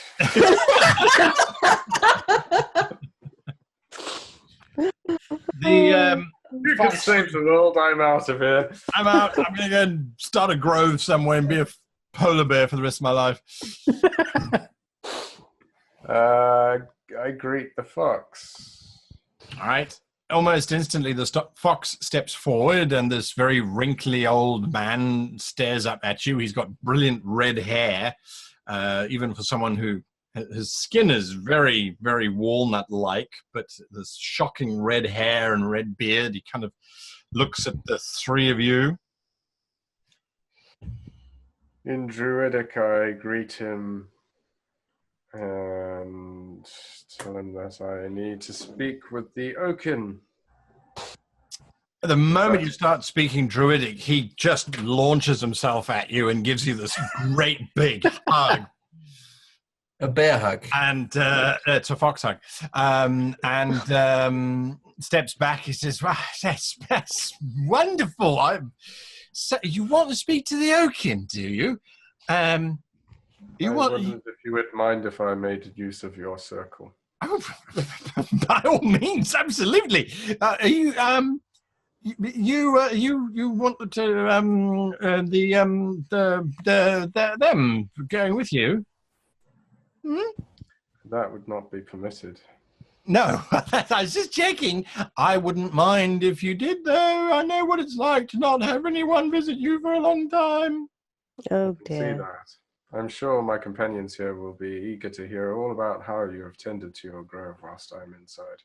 They will? Oh, As he zaps away. Oh, Con, you Thanks, Con. that dark streak. He waves his hand, and you see a familiar gold and amber portal appear in one of the large birch trees that happen to be nearby the grove. Off you go!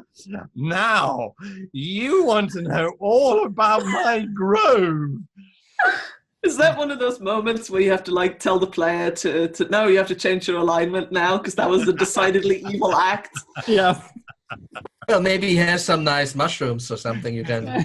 Eh? no. I'm sure he's lovely and I love him already. Oh, you're Right, not there, so you're... Yeah, we should have swapped. Adresa is likely going to be super interested. Totally. You step through the portal. Yeah, we're so interested in how you look after your grove. I see you've recently moved it. Oh, fuck, I'm gonna kill him when I next see him. To daylight savings hours. It's a big thing in Brunei. Not used very much elsewhere, but big thing here. They like their afternoon sunlight, apparently. Don't know why. It's always cloudy. Anyway, so yes. Yes, good. Right. Well, I'll show you. And he starts to... Each stone has a name and has a placement date, and he just starts to show you that whole thing. Con, you have that once again familiar feeling of moving through the sap of the tree network, as it were. And in a few moments, you step out into that large open glade where there are druids aplenty. The moment they see you, the very officious one that you met before strides up to you. We were not expecting you back so soon, Con O'Dana. Things developed rather quickly. And you want to speak to the Oaken, do you? Yes. All right. Follow me. She takes you to this rather large set of stones, and in the middle of the stones there is this very large, it looks like a mound of fur, and you realize it's several sort of bears piled up on top of one another, and everyone's sort of just really enjoying being bears, I suppose, and the warmth and that sort of thing. She very politely walks over to one of the bears and whispers that Con O'Dana is here. And one of the bears changes into the old Oaken, who very slowly rises up and looks from the big fur pile over to you. You are back, Con O'Dana. Yes. My companions and I felt it important to let you know that the dragons are here already. That isn't possible.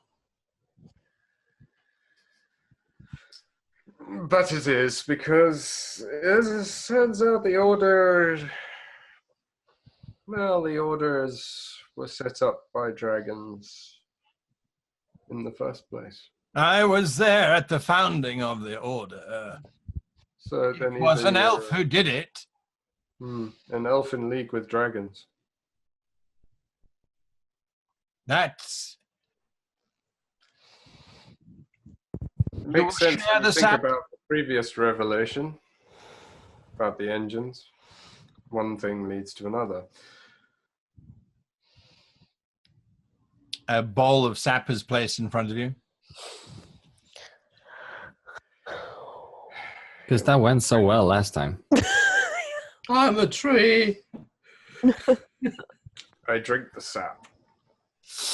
And you drink the Kool-Aid. Oh, and once again, there is that glistening moment where you are one with every tree and all of Braxia. This time, however, it's easier to return if you so want to, but at the same time, from here, dragons, the Order, it all seems so irrelevant. I think if the plants wanted, we could kill all the flesh blags and have the world to ourselves. There are certain trees that are designed to do that. And axes are the devil's Yes, and work. they're all in my homeland. Do you return?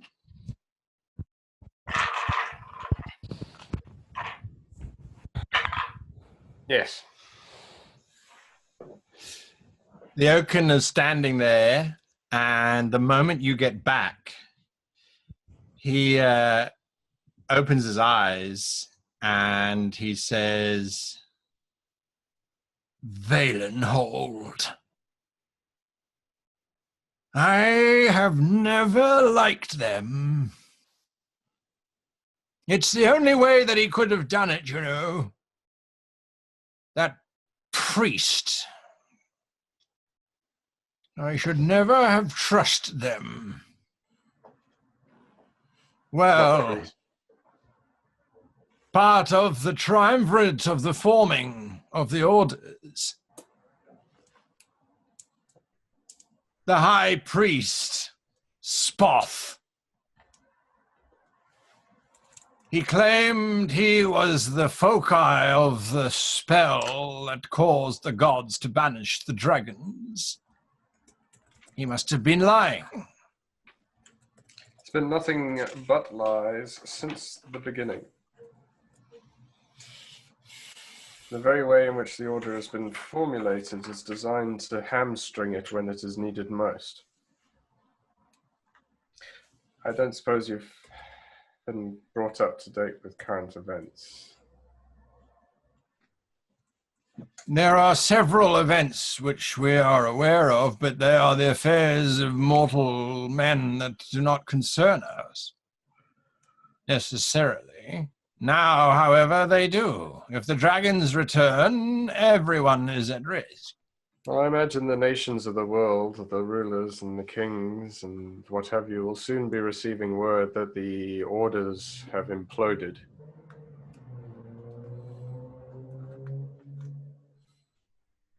And there will be ramifications. I'm aware of at least one dragon that is present on this world. Where there's one, there is usually more.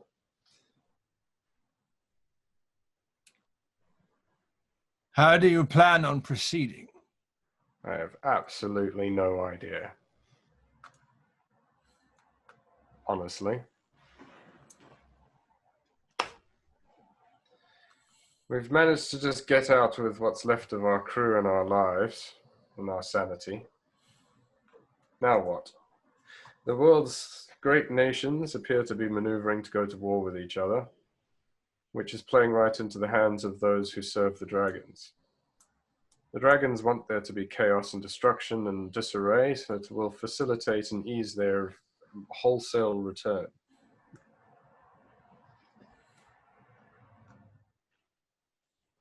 Short of trying to stop everyone going to war with each other, I don't know what else to do. I cannot stand up to a dragon.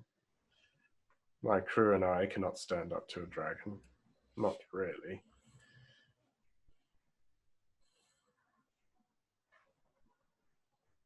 Then you must unite the nations once more.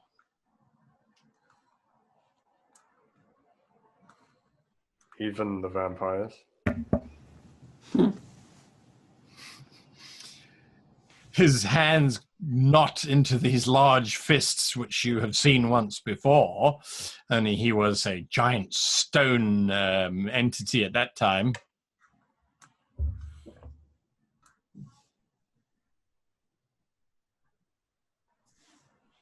If it means preventing those destroyers of the balance of nature from returning,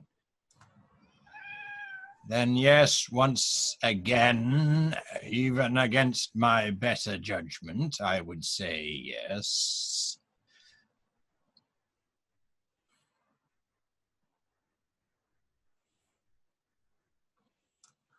You have seen this beast yourself. I have now seen it through your eyes. I can give you an audience with most of the leaders of the world. They will only believe your mind.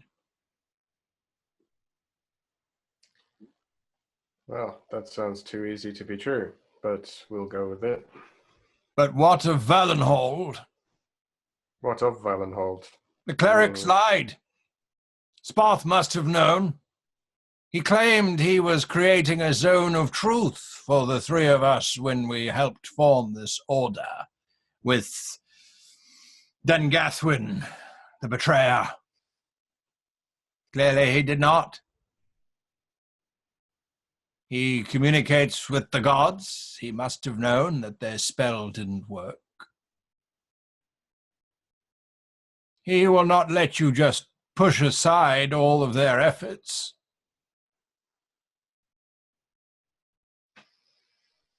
We cannot go to war with Valenhold. We can take out godless undead without ramifications.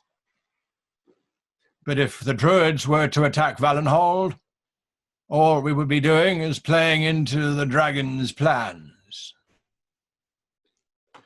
Well, clearly we will have to add Valenhold to our list of destinations to Things visit. to destroy.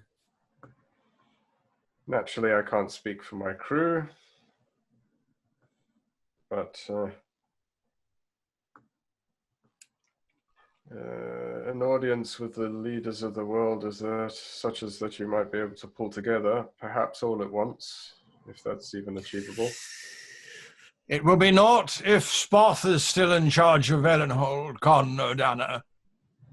Your words will have weight, but if the religious leader of the gods goes against you, all you will succeed in doing is dividing the minds of the leaders. You have proven yourself quite remarkably adept at infiltrating the very sanctuaries of evil. Largely by accident. Does the universe not work on accidents? Nature herself is not planned.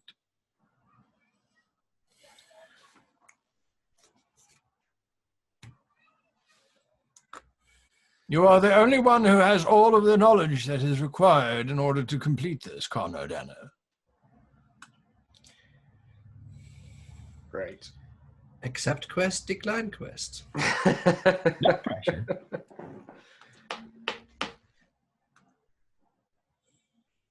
I fear that things will turn out differently, but I guess we should try. Life never just surrenders, or at least it shouldn't, not if it's following a natural path. You are of nature, are you not, Con O'Dana? I am? Then surrender is not an option in your case. No. Let the tempests come. And we'll be back next week when the Adventures of the Windswift continues. Thank you for watching. We will not be supplying tissues or any other form of emotional support for this episode. You are strictly on your own. Anyway, thanks for watching. If you don't stay for the review, goodbye. We'll see you next week. Review time. Let's charge straight into the review of the show number 3. So that's Yorick. You're first. Oh, heavy episode. Very heavy episode. Yes, and also another of those I don't know what to do moments for Jorik, really. Right. He's sort of trying to find... I think he's going through what Khan's been going through earlier. because somewhere in him he had this drive of, I'm doing the right thing, but now I've been doing the wrong thing for my entire life. Right. Should I just walk away and say, screw it, and go rescue my sister, or what the hell? So he's kind of... sister is still out there, yes. Yes. And she still matters to him, so... 2.5 months, right? Yeah. Yeah. So there's that. We've got time. And he's not a fan of the gods anymore, so he figured, I'm going to give you a chance to man up. And since she didn't do that, she just, well, in his mind anyway, just ignored him. He doesn't even have the gods anymore, so he's a little bit lost, but he'll find his footing. He still has his purpose, and as mentioned in the character description video, his inner moral compass still points north. That still drives him. So he'll be fine. He just needs to get through some difficult times. But what happens when you arrive at the North Pole? Indeed. I start spinning. Then is the question, indeed. Blackston. I'm still calling you Blackston. I'll get there. Don't worry. One day. Atramentum? Yeah. For me as a player, it's really interesting to play because of the shift, the change of pace, right? Something I spoke about last week a little bit as well. And it's quite interesting also to play someone who is completely oblivious to most of the kind of more trauma that the crew and the captains went through. So I can play it a little bit more composed, I guess, because that really didn't... I mean, hearing this kind of maybe can upset somebody, but like living through it is like an entirely different matter, right? Right. Also, like the death of several crewmen and the captain really didn't like affect him at all. As well, who are these people? These random lot, right? So that's kind of interesting to play, to see like the dichotomy, I guess, like between the very heartbreaking kind of emotions that run through the characters, as well as not him really. Like, first of all, death is kind of part of the job, literally in this case, and also like not knowing people, like having people who are like you emotionally attached to, obviously is a different thing. As well as I enjoy to kind of step back a little bit from kind of leading the group into like a direction as like the outsider, as specifically not a captain, as somebody who has a goal. I will kind of try to get us going in that direction, because that's right now at least the reason why he is with them, right? If they completely go awry, at some point he's going to say like, come on guys, like it's like that's not why I am here, right? Right. But as you pointed out yourself, there's not much going on in the open sea right now anyway. So kind of like, if I want to be able to move around a bit, kind of need to, at least right now, stick with them, which obviously, like, I don't want to leave the group. Sure. Player, but it just like makes sense for the character, which always is kind of helpful. The crew kind of being a little bit of like snippy and like just trying to ingratiate themselves, like it's also like a power game, right? Like if you kind of know people, you get information, and she seemed quite vulnerable at the point, so that's kind of a nice attack point where you can latch onto and kind of extract information. Not necessarily a nice person, well, right, surprise. But maybe something will come out of it. Like that's always possible, obviously. At least that was the initial kind of motivation to kind of get in that direction. Right. No, that's something I will play up with the other players as well at some point too, when the opportunity arises. Sure. Sure. Yeah, and lastly, let's see where this goes. Like from the more meta game kind of point of view, this is obviously interesting. This is again a shift. Like since Naxa, it's again like something that completely kind of a turmoil that is happening.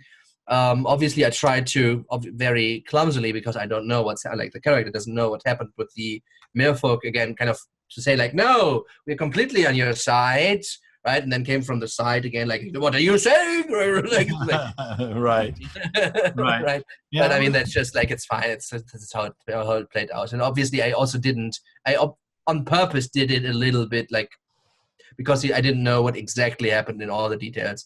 I don't assume if somebody says me, I tell him everything. That's like on the finest of details, right? It's like Right. Right. So. Correct. Saket?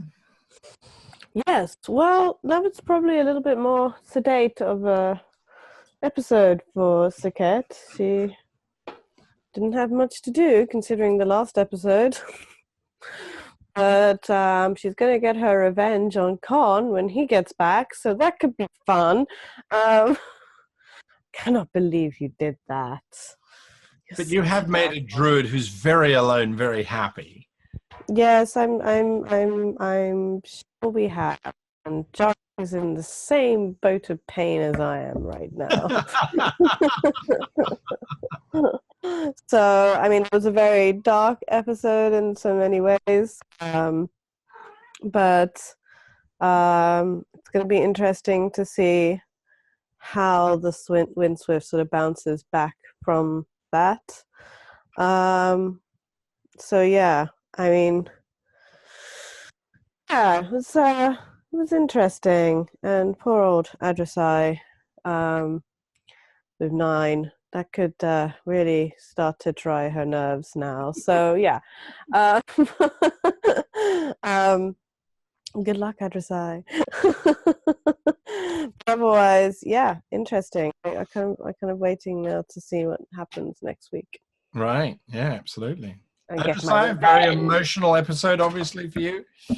Yeah. First of all, the religious aspect of this, I think, is quite interesting for my character. Because as I said in the character introduction video, that Adressai is not necessarily an atheist. But because they know the gods are there, they're just not really interested in worshipping any of them. Right. And I think that they are probably the one person on the ship that is like actually equipped to handle that kind of news for that reason. Is that like, yeah, that's just kind of the gods are dicks. This is just kind of confirmation more than anything else that they were right all along, not to throw their hat in with any one god. But as a part of the emotionality thing, the just something, the suicide thing just coming completely out of nowhere just hit me for very sort of personal life reasons, hit me very hard, the player. And like there are probably other things I would have wanted to have done had I been able to, but sometimes things just hit. And like when you have players from all walks of life, you cannot predict that kind of thing. Right. No, absolutely. I mean, it's perfectly fine, and I really liked that story-wise. It just overwhelmed me for like real life reasons. No, absolutely. Moving forward, what do you think Adressai's plan is going to be? Well, first off, I think hunting down Dengathwin, I think his name was, right? The Lord Archon. Yeah. Absolutely hunt him the frick down. Because at this point, everything is extremely nebulous. Like, we have very few clear allies. We don't really know which other captains are still alive. And that might be something I should start doing, is to start casting Sending and seeing like who's actually alive. Hello. Figuring things out. We don't know who our enemies are. We don't know who would be on our side when But told. you have a fair indication of one empire that has declared you as an enemy. Oh yes, but like not for those reasons, not for any reasons related to what's actually going on. Right. So like that was more bad luck than anything else, I feel. But no, I mean, it's like from the situation, everybody should be on our side. But no, we don't know how deep the dragon's influence goes, and we don't know where their people are planted. And everything is really up in the air except for Dengathwin. This is one like shining beacon of a trail of a person that we can hunt down and smash. Right. And it's like, it feels like the only really point in focus right now. There we go. Con?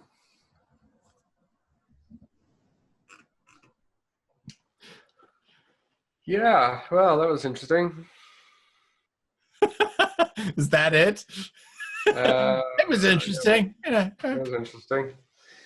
It's hard, actually, to settle on any one perspective.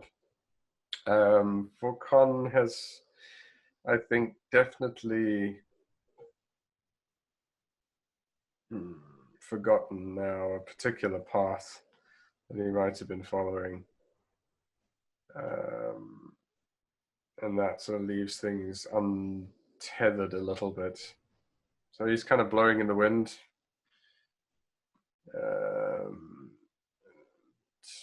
Probably inclined to just let things go to ruin at this point. Would you say you want to see the world burn? Chaos! Smash! Yes. He was tempted to tell the Oaken to do. You might as well just go and attack the vampires. Fuck it. I mean, that's... I'm surprised that he said that he would be okay with stopping his hatred against the vampires to deal with the dragon. That is not something you agreed on. Not stopping the hatred. Well, no, but like the immediate assaulting kind of. So remember, with the sharing of the sap, the druids get to see into the experiences of Con. So they get to see the dragon. They get to have that experience as real. So yes, it is definitely something that the Oaken wouldn't normally have agreed to, but there is a dragon, everything is alive. I think also his hatred for Valenhold almost overrides his hatred for the undead. So now, like, he points Con at Valenhold and says, "Oh yeah, you need to deal with this before we can deal with the next thing." And Con's kind of thinking, "Well, what good are priests anyway?" Yeah. Let's get rid of them. Right. Maybe. You know, it's all... Con is turning into a murder hobo. Yeah, that was Flaxen's job. And I know he's no longer with us and someone has to replace that role, but really? Con's swinging more neutral. Yeah. Flaxton was a justice hobo. Yeah, I could be a lot scarier because if I swing to sort of a true neutral, then it'll be an expediency decision as to who lives and dies, rather than any kind of empathy. Right. Yeah. As a player as well, I'm a little bit like, where do I go with Con with this? What do I do with him now? He kind of, the gods are not really an option anymore. They're just another power group. So yeah, it's player and player character trying to figure out what next. Right. Do you think that there's an opportunity, because as you talk about Con getting to the point where he's like, well, he just wants to let everything burn, that kind of takes us back to Con's childhood trauma with his parents, doesn't it?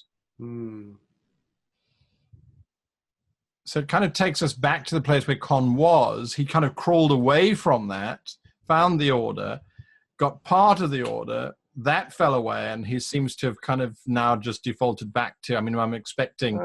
it's more kind of like, what good is government, civilization, any of that, really?